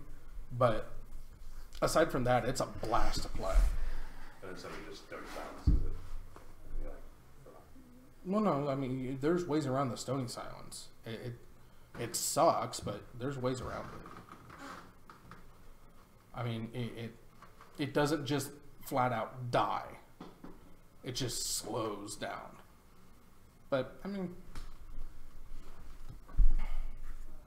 like it's deceptively winning because when I was playing it, I just like I played one spell. I was like, oh, I guess I got it. Like, Did you see that Severnal was playing that polymorph deck? mm-hmm. I think he was playing that against that burn kid. Mm-hmm. He's like, oh yeah. He stole that win. I just started. Oh, and it's like, no, there's no way. Maybe he scoops to the polymorph. Okay, he only has one Emrakul in the deck. On the turn that he was going to go off, You drew it? he drew the Emrakul. It's like, oh, it's like dude whining about it. It's like he like was just about to click to concede, but it's like, there's one chance. There's one chance. He's already seen that I won last turn. I won the last game with this combo. There's a chance he'll scoop to the polymorph.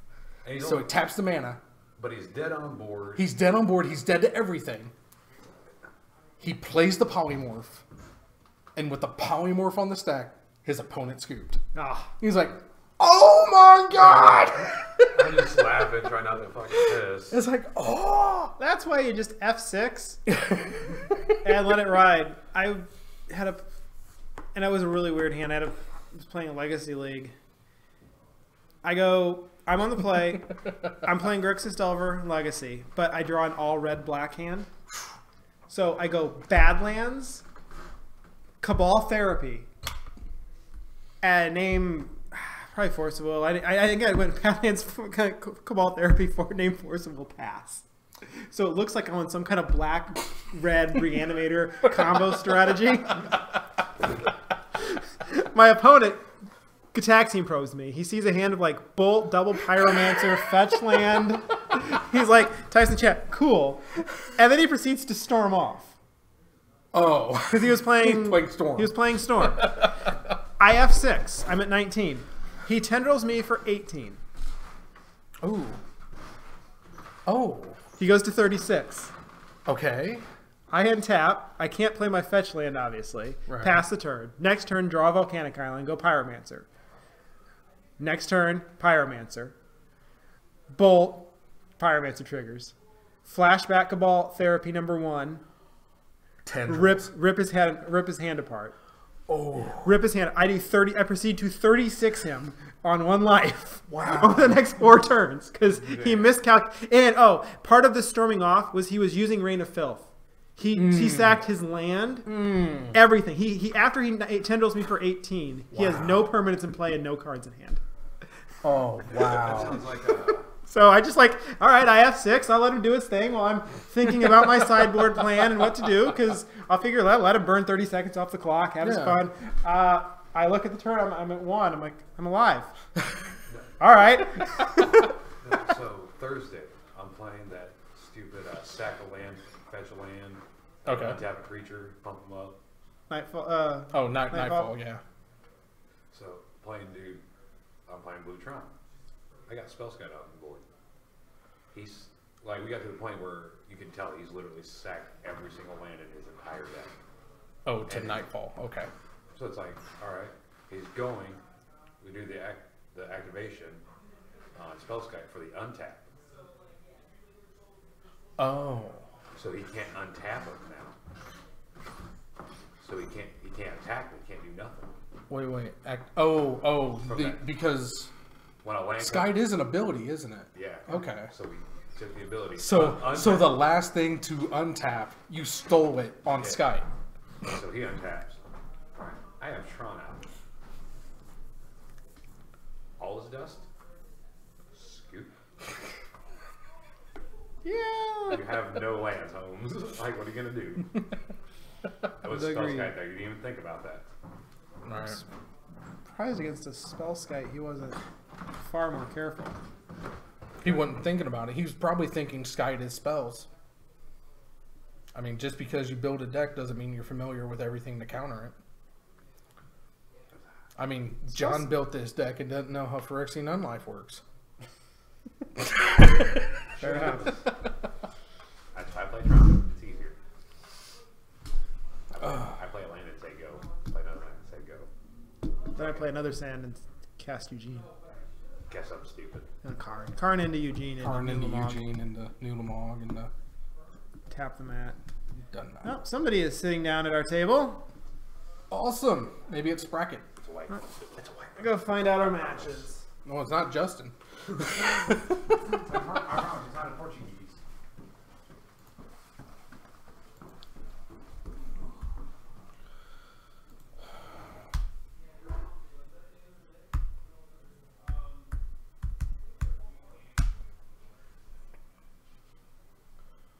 Oh. Who is up here?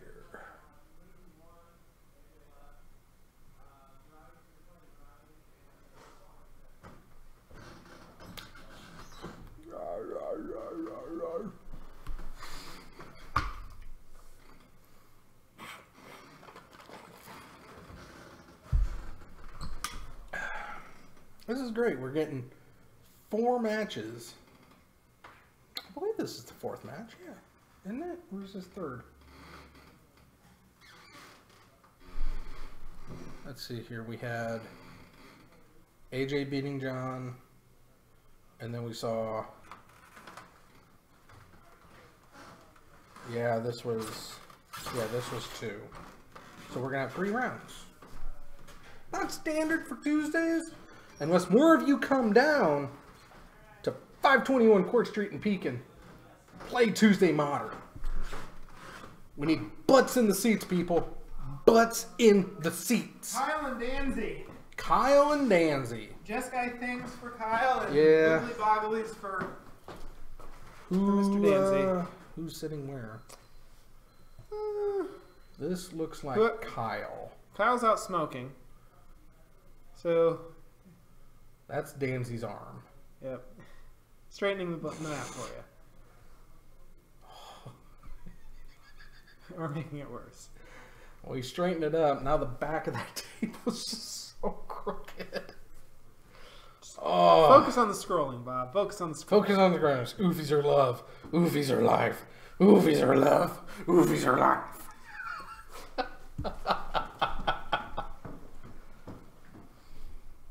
Which side are you taking, Danzy?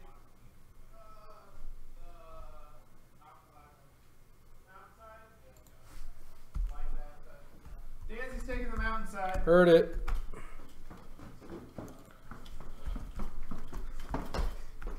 Bracket's the only other one playing. Everyone else left. Everyone else left. That's sad. The waveforms have collapsed. And Kyle. He's on, what was it? Jeskai? Yeah. Jeskai. JGSKI. It's Jeskai Delver. Oh, is he Delvin? Yeah. Update. I would fully expect this to be a blowout in Dancy's favor. Probably. That's a hope.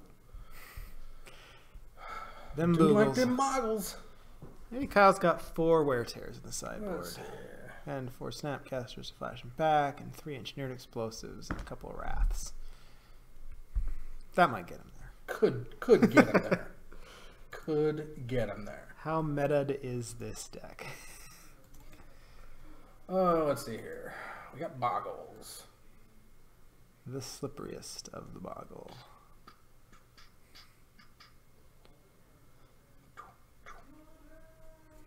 There we go. My girl in the background. Hmm? Nahiri. No. Core Spirit Dancer. It's Nahiri. No, it's a Core Spirit Dancer. Maybe that's what she did as her side job. That's a racist comment that you think all core look alike. Yes. All you white people look the same. We got the Glade Cover Scout, the Rancor empowering up the Boggle, wearing his ethereal armor, and his Daybreak Coronet, and his Hyena Umbra, and his Spider Umbra.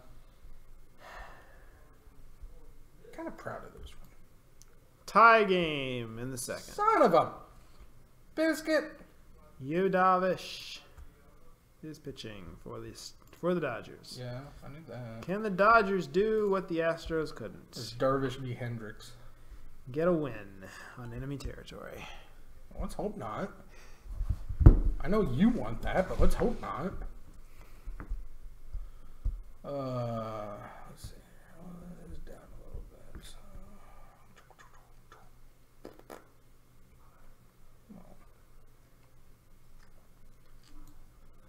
There we go.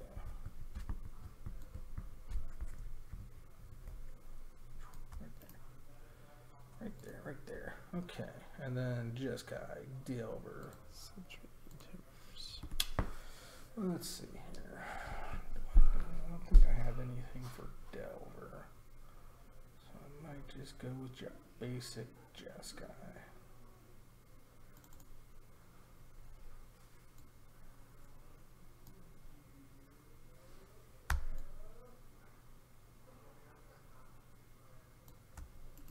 Do you have a derp shadow banner? Yep.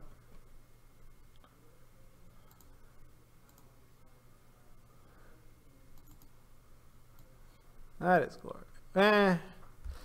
Needs less Tarmogoyf. The one I found, or the deck list that when I made this was Rangoif. Yo. Kyle had to shoot real quick. He'll be back. Okay.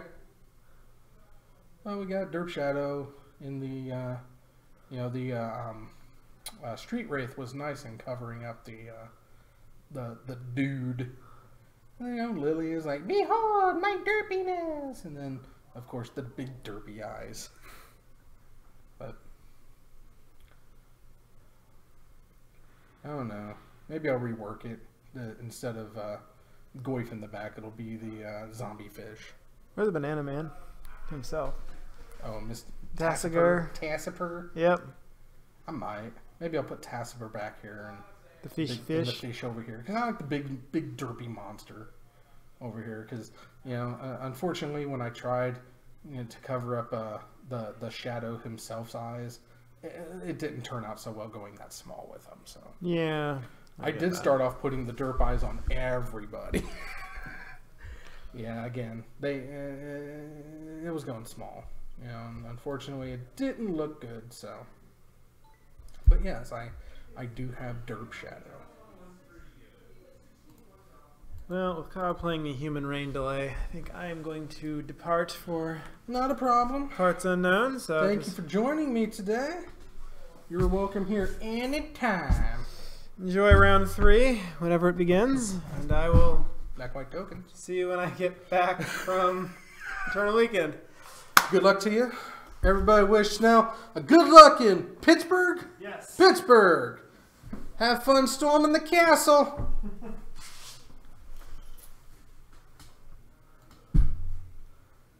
And here we are. Alone. Just you and I.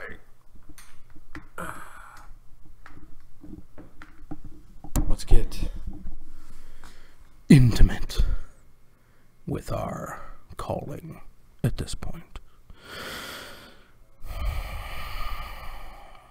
Take it in. The round has started, but this is the last round. Kyle, unfortunately, had to go next door and shoot a round of pool or billiards. He'll be joining us momentarily to watch Dancy and his boggles slowly tear into him bit by bit. So anyway, Jeskai Delver versus Boggles, and Danzy runs traditional green-white Boggles as opposed to the current flavor of the month, the blue-white unstable Boggles. That build still fascinates me, and I kind of want to put it together because it's only an addition of a couple of commons and uncommons that I'm sure I've got, but yeah, unstable Boggles definitely intrigues me, but yeah, aside from that, we do wish Master Snow all the luck in the world.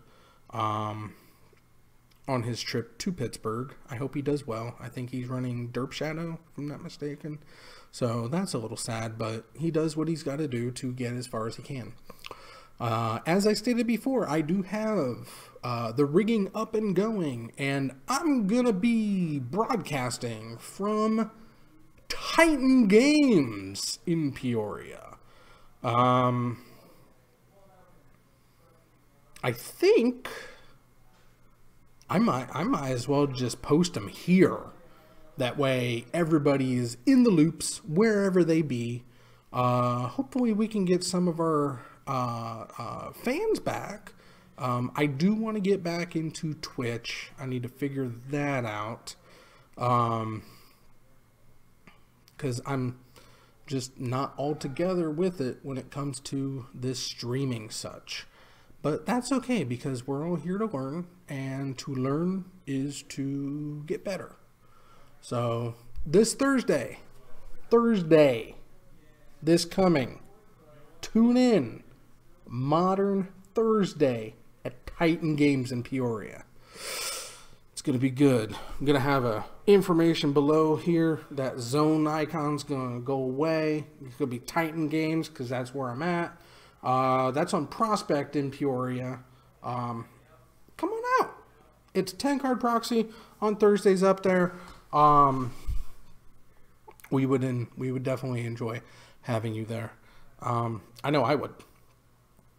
That being said, we're just waiting here. Excuse me. Patiently. Unfortunately, Andre Ethier hitting solo home runs means the Cubs game is now tied, and that's not good for me. But that's okay, because we're gonna move on. We're gonna get there. We will totally get there. But until we do,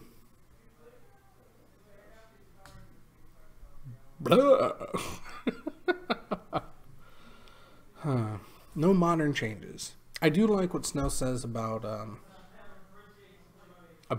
possibly getting the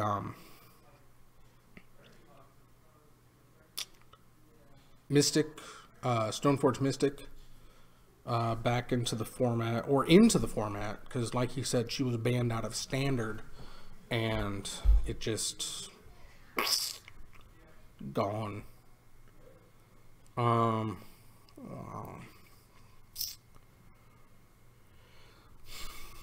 But yeah, we got a lot coming up right here at the Zone. Friday Night Magic is Modern. I believe I'm going to be attending that to be playing. They might fire it up and launch the feed. It won't be commentated on, but that's not at all a problem, especially since you don't have to listen to my whiny voice for the entirety of the evening. But you do get to see some pretty good Magic. Probably, maybe, more than likely. That's the hope. No guarantees, but you never know. But I will be back up in Peoria for Thursday, and that's gonna be good. I've missed that environment. Hopefully it goes well, and we don't have any further problems. So now we're just waiting for Kyle. Kyle.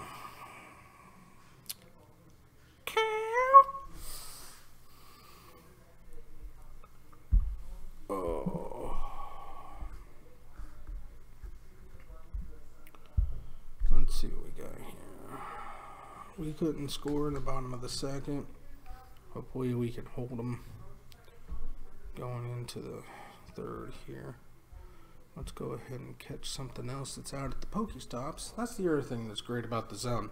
You're situated right in the middle of 2 stops. Unfortunately, there's no gym within range, but you're in the middle of 2 stops, so you're going to get a lot of items if you continuously spin. And there's a lot of times that people put, oh, there is a Magikarp right now at the zone. Let's see if I can catch this little bugger. And, but no, I'm so very glad that whatever bugs that we had in the system, they seem to have worked their way out. We've been broadcasting at 720, 30 frames a second, 0 dropped. System seems to be working flawlessly. If only I could. Magikarp caught. Bazing. Oh, son of a solo home run. Not good. Not good. Don't want to see that. Well, congratulations to you Dodgers fans. You took the lead, unfortunately. I just hope it does not hold. So, but it is what it is. And if it's not to be this year, then we will always have next year. Really? Come on. Eventually, Kyle will sit down to play this match. I should have kept the timer going. I don't know. I can't explain it.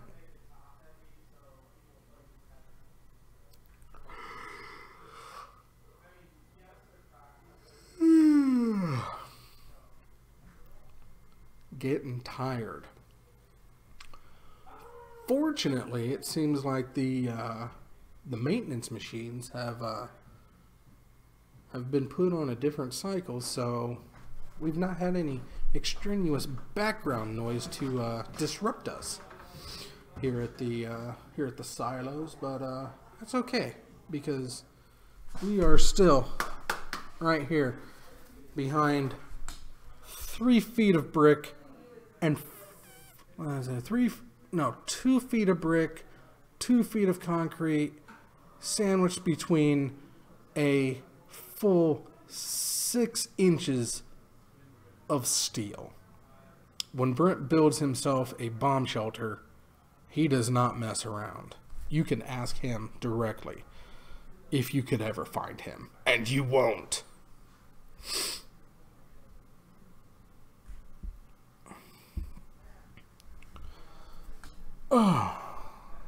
So, that being said, we're patiently waiting for the next round to begin, because it's already started, and this is the final round. We just need Kyle to return and get in here. Kyle.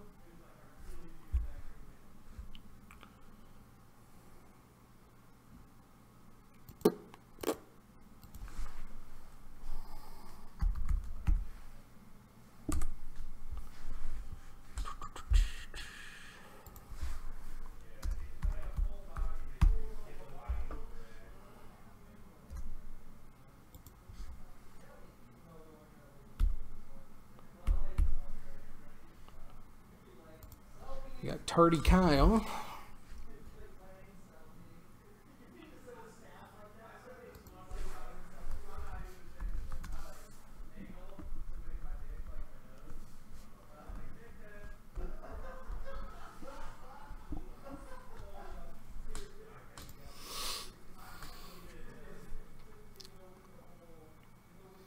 So, as you're watching this in the future, because I know not everybody can watch it live, Tuesdays is kind of a disrupting time for live streaming, but you can catch it on YouTube. Now you can catch it on YouTube as it pops up. Go ahead and subscribe, because once we get those 100 subs, we will be in a much better place with the channel. I'm gonna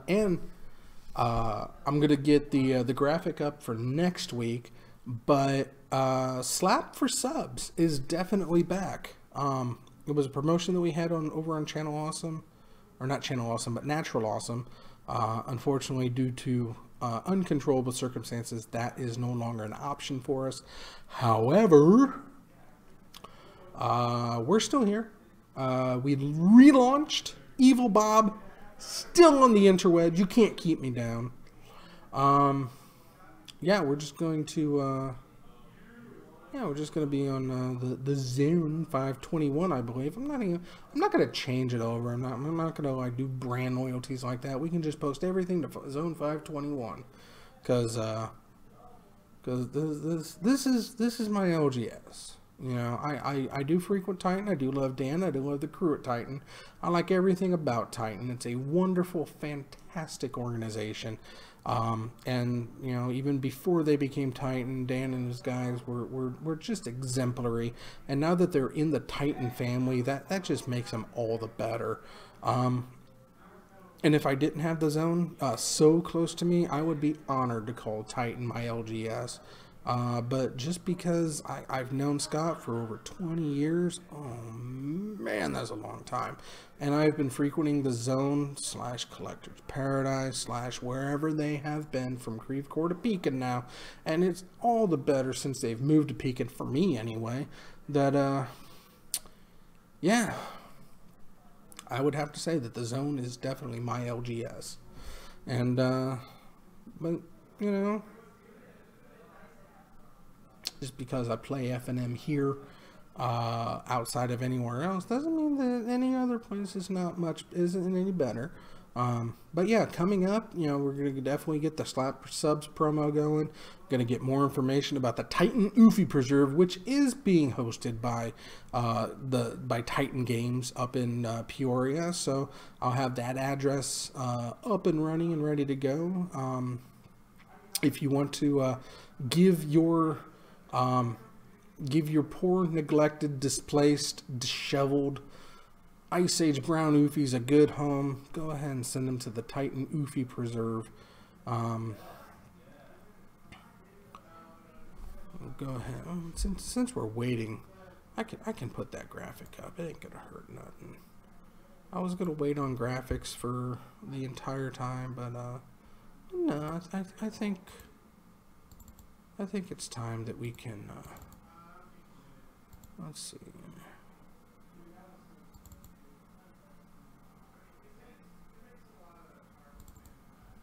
Yeah, there it is. The Brown Oofy Preserve.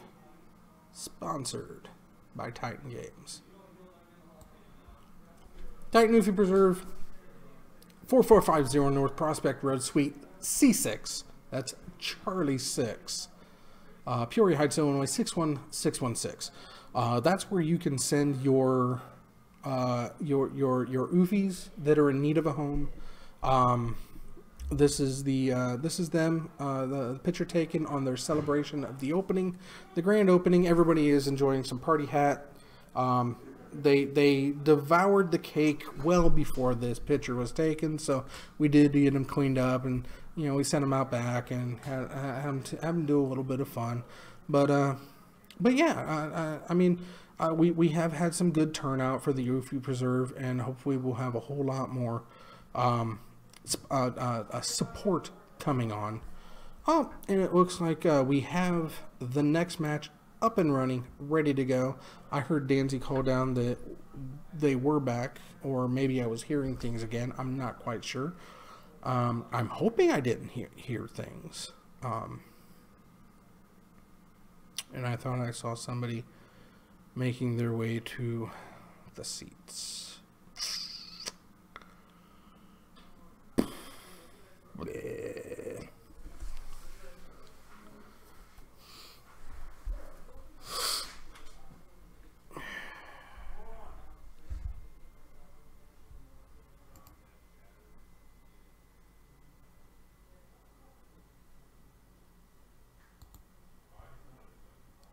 Come on.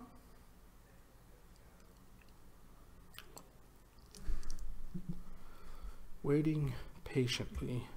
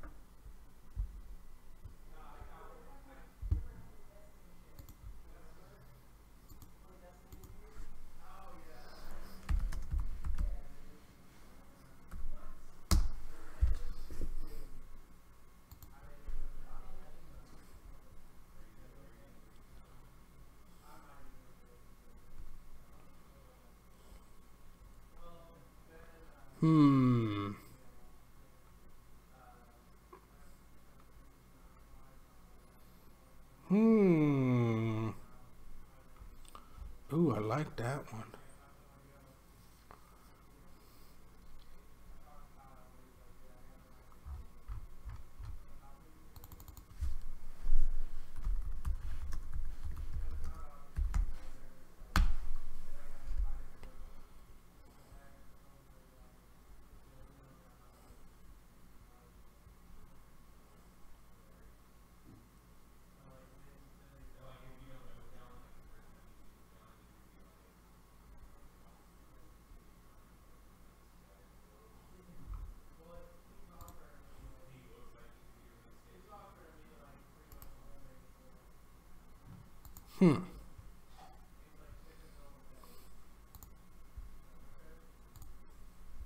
Whoops. All right. I think this will work.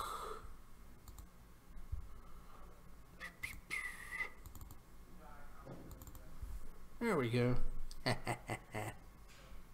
Oh.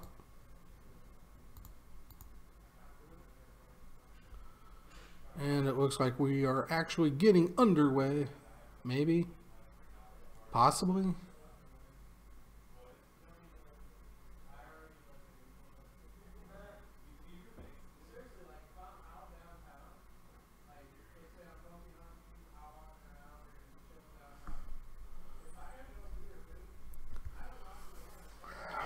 Ow.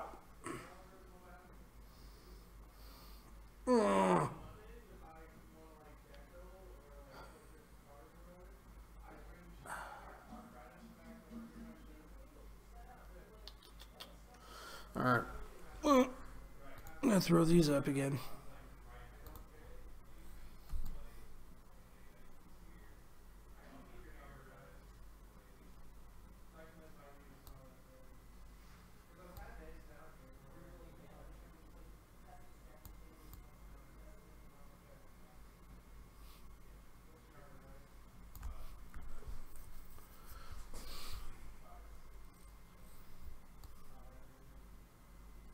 I want to completely cover up the oofyisms.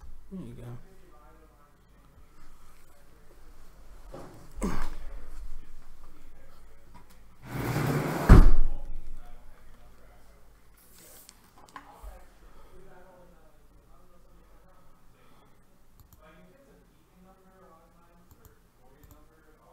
What in the world?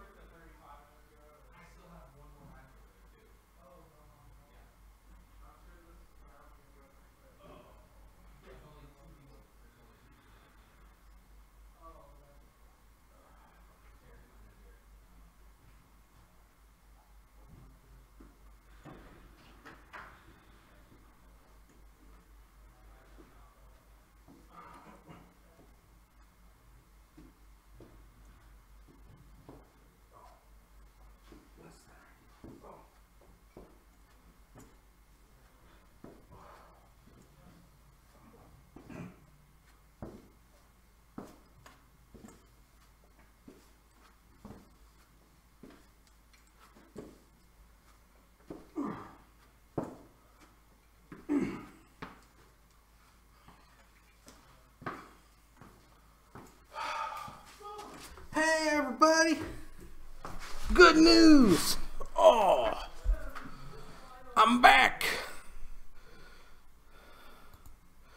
Back in the Bobby groove. I'm back. Back in the Bobby groove. All right. Here we go, y'all. Stepping it up. Danzy versus Tardy Kyle.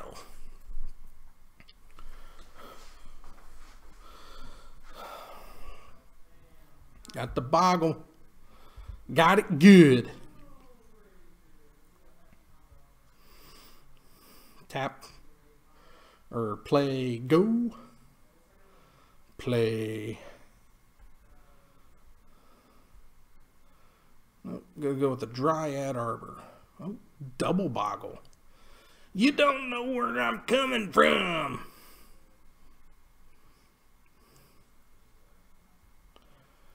Kyle takes one on the attack. He fetches one. Hey, it's out of my control, people viewing at home. It was Kyle who was dilly-dallying next door. I mean, he come to play magic. He should play his magic. Danzy takes a bolt to the face. Thank you for the devotion in following here. Go ahead and slap that subscribe button a couple times if you don't mind. Danzy's fetching. Gonna shock. Looks like he's at it. The third set of hands you see at the bottom of your screen belong to Mr. Brian Brackett. Unfortunately, due to a case of cold feet, we didn't get to see him on camera earlier. Suit him up! Suit him up! Crack! Probably gonna counter one of those. Looks like a remand. And that's 3-4 damage coming at you after a crack. So 1, 2, 3, 4, 5. Yep, there's the remand.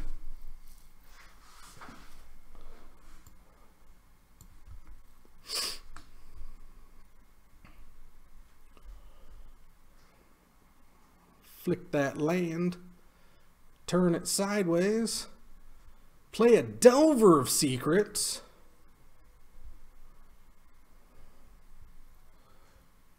Not sure if that's going to be enough to stave it off. Tap. Untap. Tap. Suit him up. Go to put the coronet down. Tap, untap, tap, untap. It only costs 2, Danzy. Remanded. Get you. For 3, 4, 5, 6 more.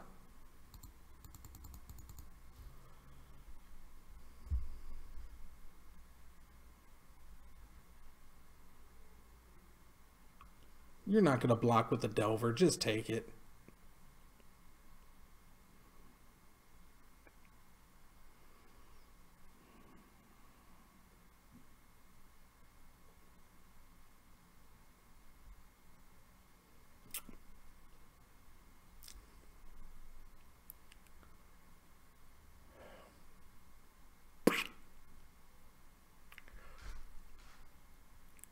Oh, he does block.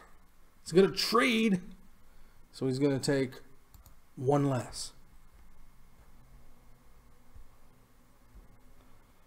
But that does put the Rancor back into his hand, so he is going to have to cast it. Seaman Visions. Trying to find an answer. Looks like a land and a something else.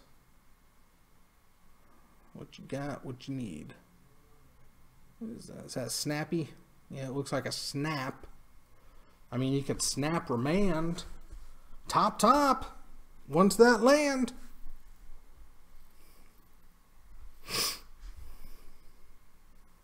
And we're passing.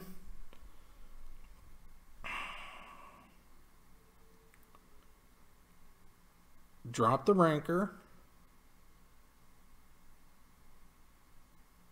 Make him choose. Drop the rancor. Drop the coronet. You can't counter them both. There's the rancor. And the coronet. Game! Woo! We finally get to see the blue player pull out an upset win. Let's see here. Blue victory. Now we go to the sideboard. And what does Danzy bring in? Kyle can have quite a few answers. Or... wow. 1, 2, 3, 4, 5, 6. 6 answers. But when you've got targeted removal, yeah. Probably a good idea to just go ahead and take those out. Danzy's probably going to bring in the ley lines. I didn't see what he was looking. I was more concerned about what Kyle was going to bring against him.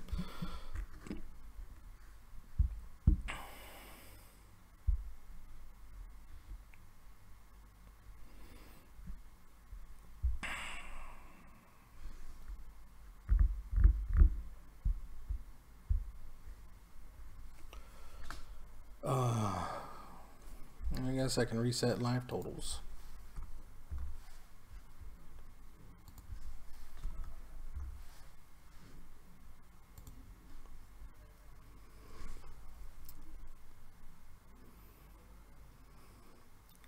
Shuffle, shuffle, shuffle, shuffle.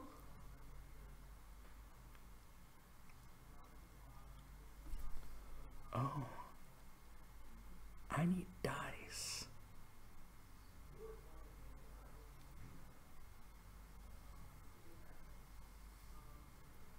Yeah, I'm gonna need some dice. I mean, I've got one. Wow. I didn't think about that. I was not prepared for Titan on the dice side. But that's okay. We'll figure it out. I believe in me, and I believe in us. I don't know if you caught that earlier, Mr. Kinsman. I'm going to be back at Titan with my own rig on this channel Thursday. Any ideas for what should get the banhammer? I've had plenty of time to think about it, which means I've not thought about it at all. Got a path.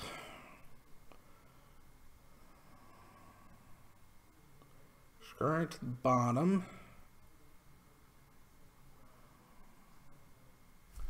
Kyle's cracking that fetch. Oh, looks like Brian's sleeping on the job.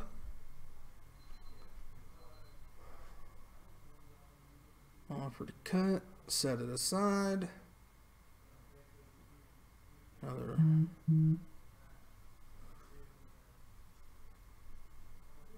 It's a possibility.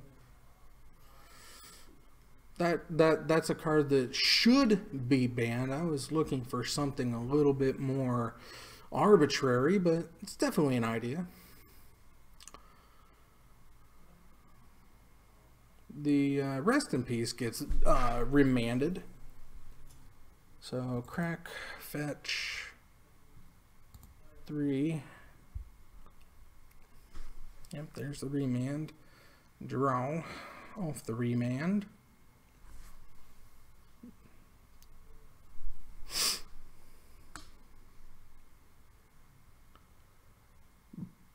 Sacred Foundry. Seaman Visions. Look 2. Keep them both. That looked like a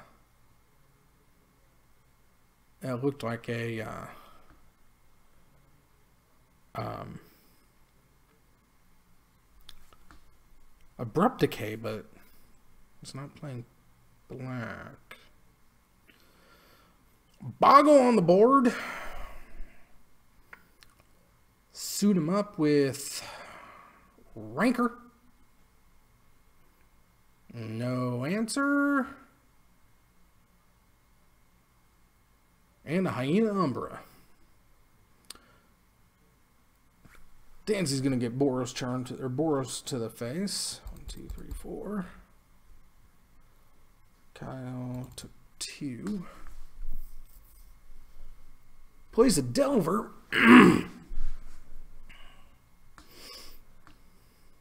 Now it's not a straight up trade. Because of that Umbra, he's got a bigger ass. There's the rest in peace. Got a counter for it? There it goes. Graveyard out of here. Tap down. Play a tree and tap Super Armor. Okay, 1, 2, 3, 4, 5, 6, 7. Oh! Should have seen that one coming, yo. Oh, that sucks. That does suck.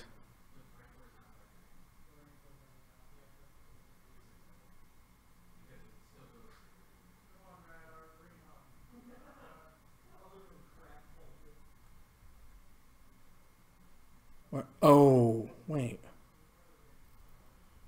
Why does it anchor?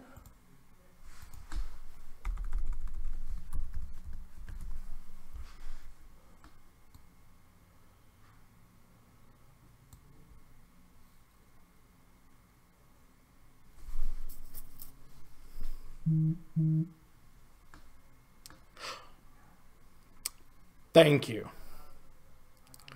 Thank you.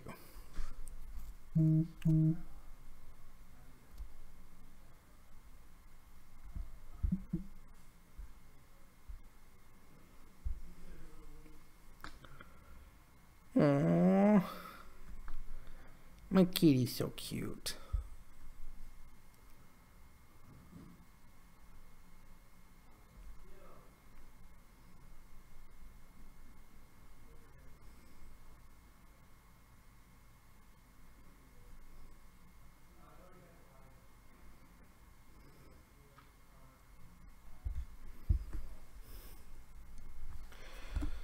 Alright, now he's got a couple creatures on the board, and he's going to... Oh, that's a Lightning Helix. That's what that was. Okay. Alright, so Kyle gained some life. Danzy lost some life. Okay. And... Yup!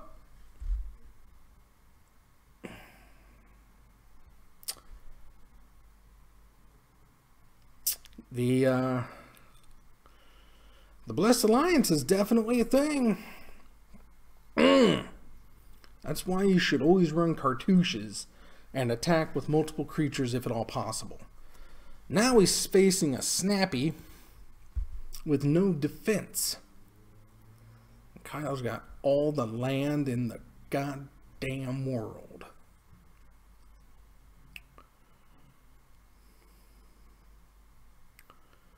Make sure y'all let Cryptech know that I'll be back on Thursdays, and it's going to be right here on this channel. I thought about making another channel to keep them separate, but you know what? Screw that!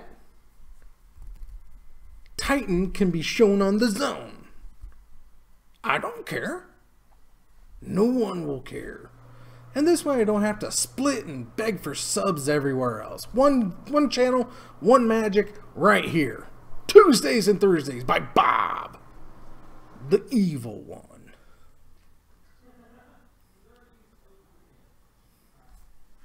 Danzy trying to swing with his lands.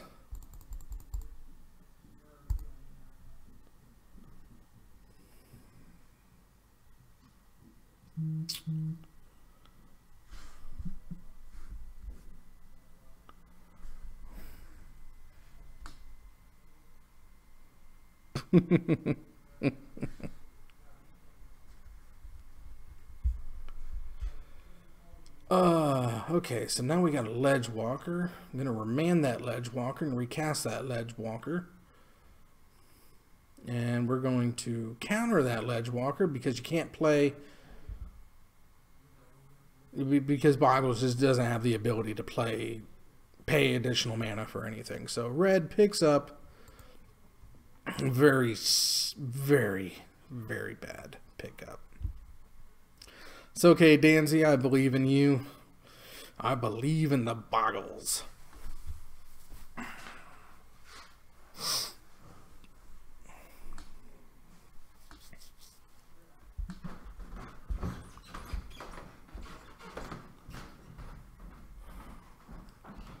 Getting the shuffling up and done.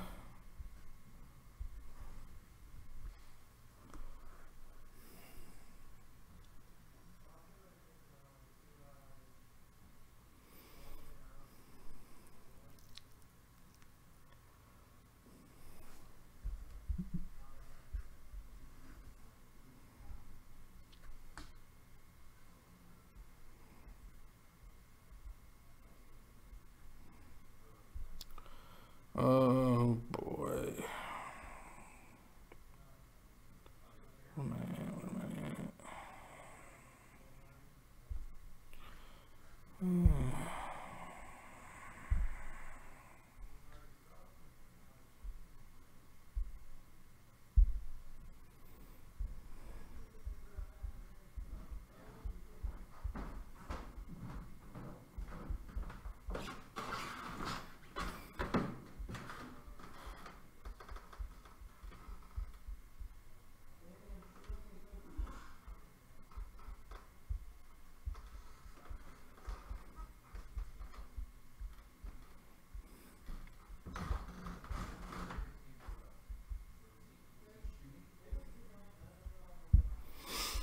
Okay.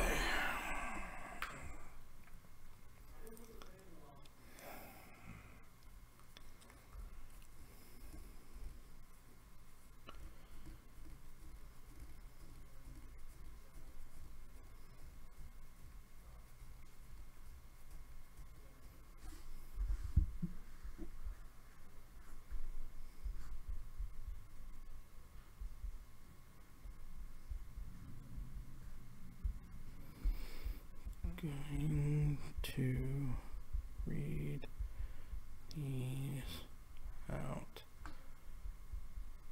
loud. Please tell Kyle he's a smelly bastard. Okay. So, Danzy fetching for shocks and boggles and... yeah. So, he's at 16. Kyle's at 17. There we go. So, Ledgewalker down. Kyle...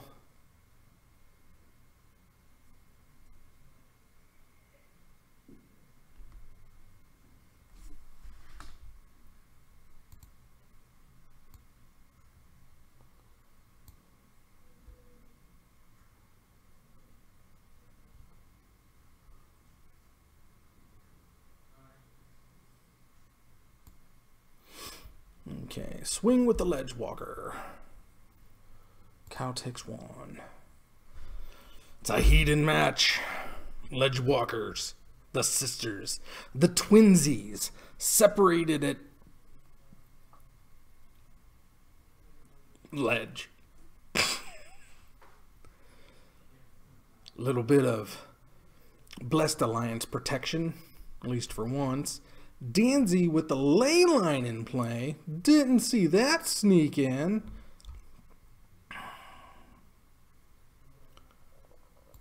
Think this belongs over here.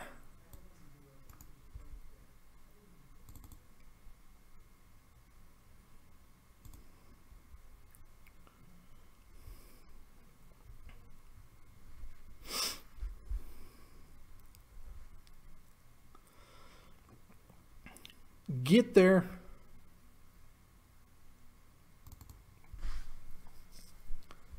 And Kyle fetch in there too. Missed that. Missed a lot. Fetch again.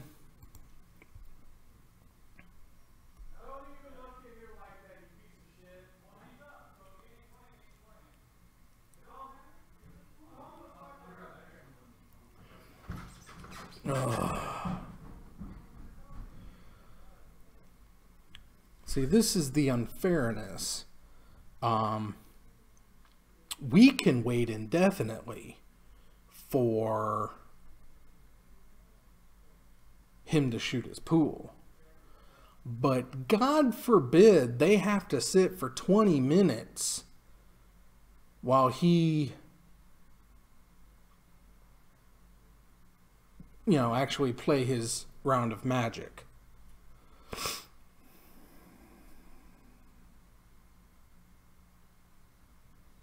Not right. It's not right.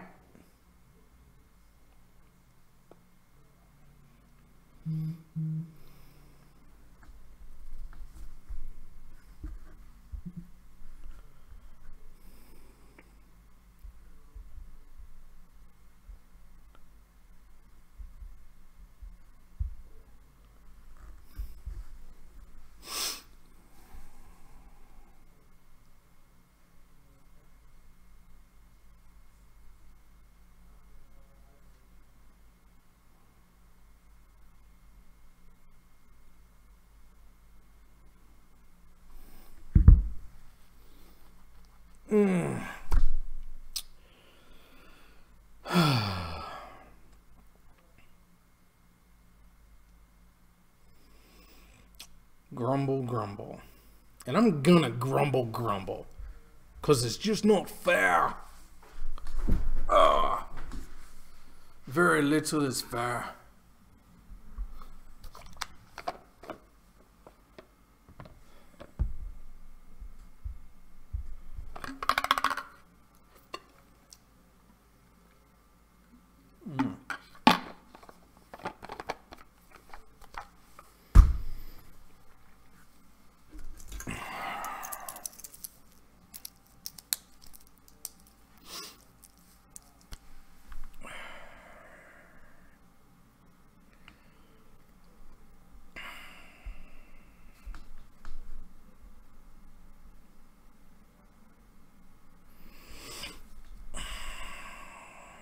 So, now we're on the Kyle timer. I think he popped out at 30.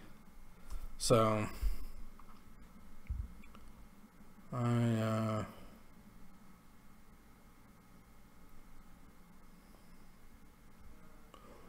ooh. That's an idea. That's something I'm gonna think about. Yeah.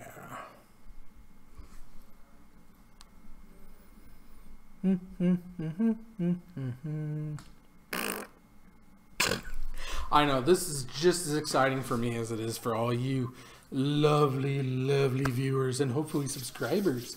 Because if you're not subscribed, if you're worried about, like, I don't want to be inundated with messages, blah, blah, blah. I post to this channel twice a week. It's going to be on Tuesdays and it's going to be on Thursdays. And if that's too much for you, turn off your notifications. It doesn't hurt anything to be a subscriber. It only helps. And besides, I want to see Ben Seidel get slapped. You're going to want to see Ben Seidel get slapped. Together, we can slap Ben Seidel. We get to 100, slaps for subs, Ben Seidel. Make it happen, people. Make it happen.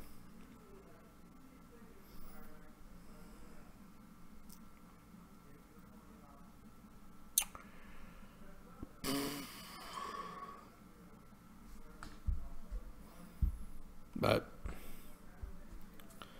we're not there yet. I think we're currently sitting at 10, which is a little ways off. But it's not impossible. It's not even daunting. I believe in us. I believe in everything. Ayrton.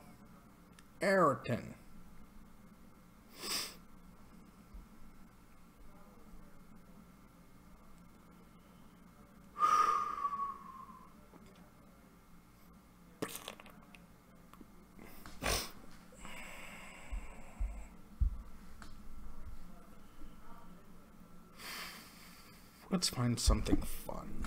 Let's see here.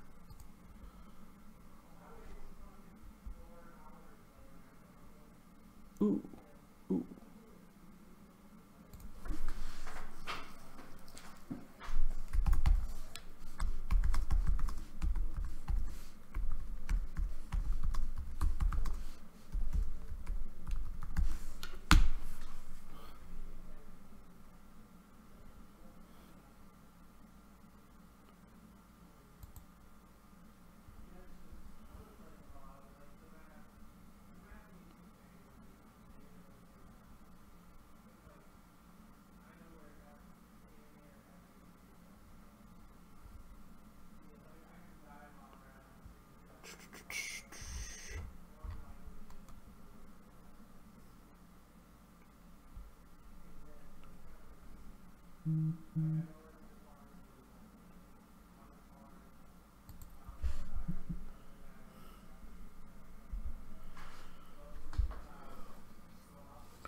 What if on Thursday you ban hammer something, and on Tuesday you take something off the ban list?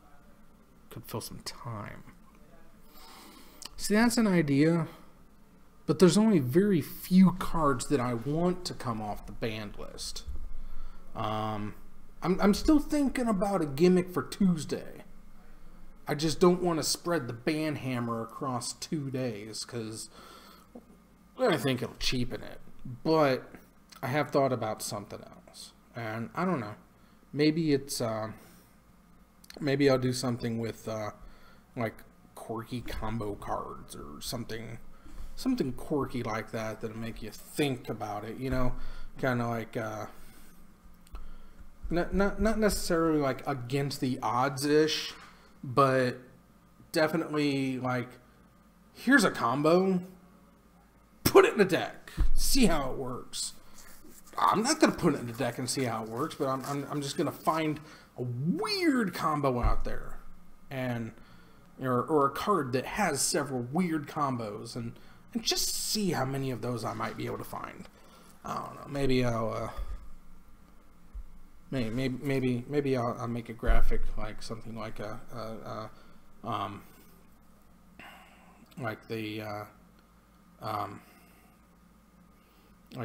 was it the?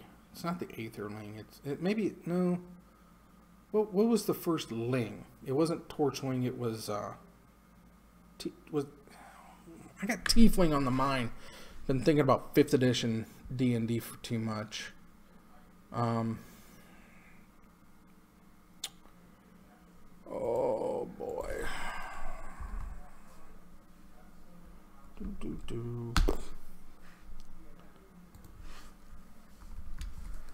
Ling.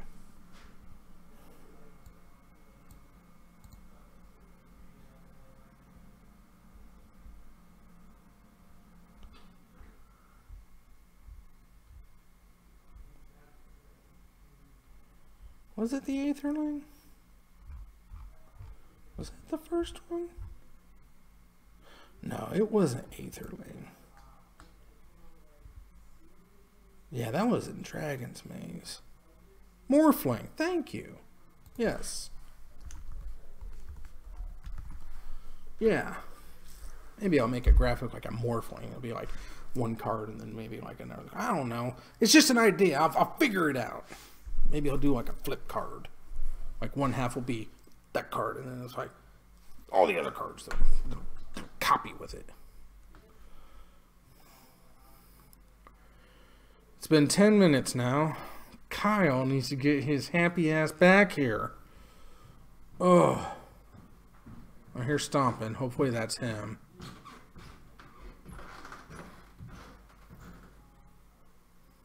Yay! Ugh. I feel your pain, guys. I feel your pain.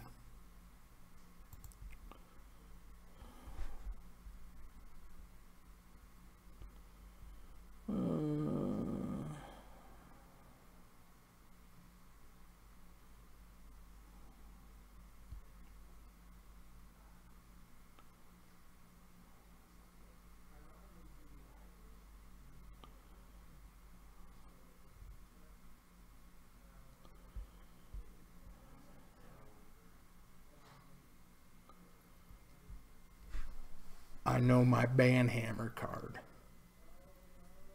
I know it. It's locked in.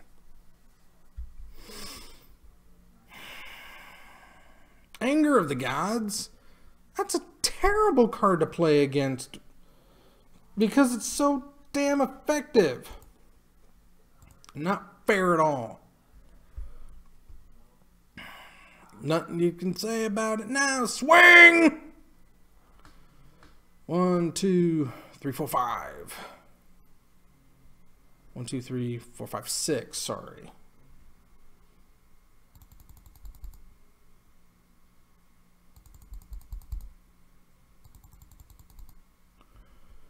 There we go. Why do people do that? Why do they like make it 20 and 1? Why don't you have this be your rollover dies? Like this is your rollover counter. And this is your... Sorry, everybody, this is important. I gotta take it. I'll leave you with watching. But hang on.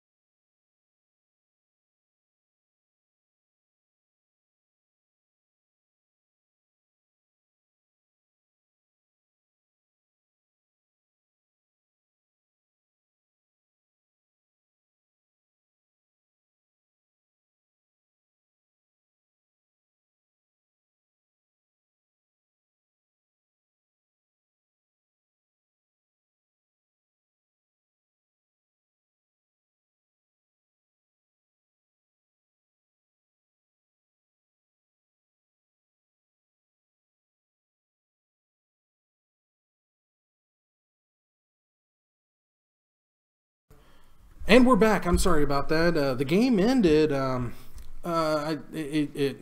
What? Why couldn't he cast the West Alliance? Target opponent. Seriously? He can't target me. Right. Because it's not targeting the creature, it's targeting you. So when you have the hexproof. Yes. Fantastic. So we rewound and I rewound it. Yeah, because that was the right thing to do. Yep. Oh, fantastic. Yay, Boggles! Boggles for the win. Boggles! A white deck won. I know. Well, he was playing white too, but you had more white. He has hate white. I have friendly white. You have, yeah. So anyway, I'll be up in a minute. All right, so there you have it. Boggles pulls out the Game 3 upset thanks to the wonderfully awesome Leyline of Sanctity. All-Star out of the sideboard, saving the game. Masterful. So there we have it. Took a little bit longer to get there than it should have, thanks to Kyle and his flakiness and the overall whinitude of the people next door. Can't wait for him at all, though we can wait on them. Don't get me started on the double standards. But this was good. We had some good. Unfortunately, we saw Tron win. Unfortunately, we never saw John's deck do what it wanted to do. But overall, had a lot of white victory. So can't complain about that. But that'll do us for this week. Our reboot episode. We're out of the beta, like I said before. Now we should be up and running fully on target. Tune in on Tuesdays here at Titan, or here in the Zone, starting Thursday back up at Titan. That's again a 6:30-ish start time. We would love to have you, and if you can't be there, you can be here, right here on the channel. Tune in, watch it later, comment below. What do you want to see in the Banhammer? Like I said, I already got it picked out this week, and it's not going to be what was suggested. I found another more fun, arbitrary way of picking it. So, thanks to the ley line, Boggles pulled out the win. Thanks to all of you for helping make this fun and possible. Remember, subscribe. Get your friends to subscribe. If they don't care, just say, do it! It's to get Ben Seidel slapped. And if that's not good enough, I don't know what is. But anyway, that'll do it for today. I'll see you in 2 days. 2 days. And however you choose to live your life, I approve. Have a good night. Have a good 2 days off. See ya.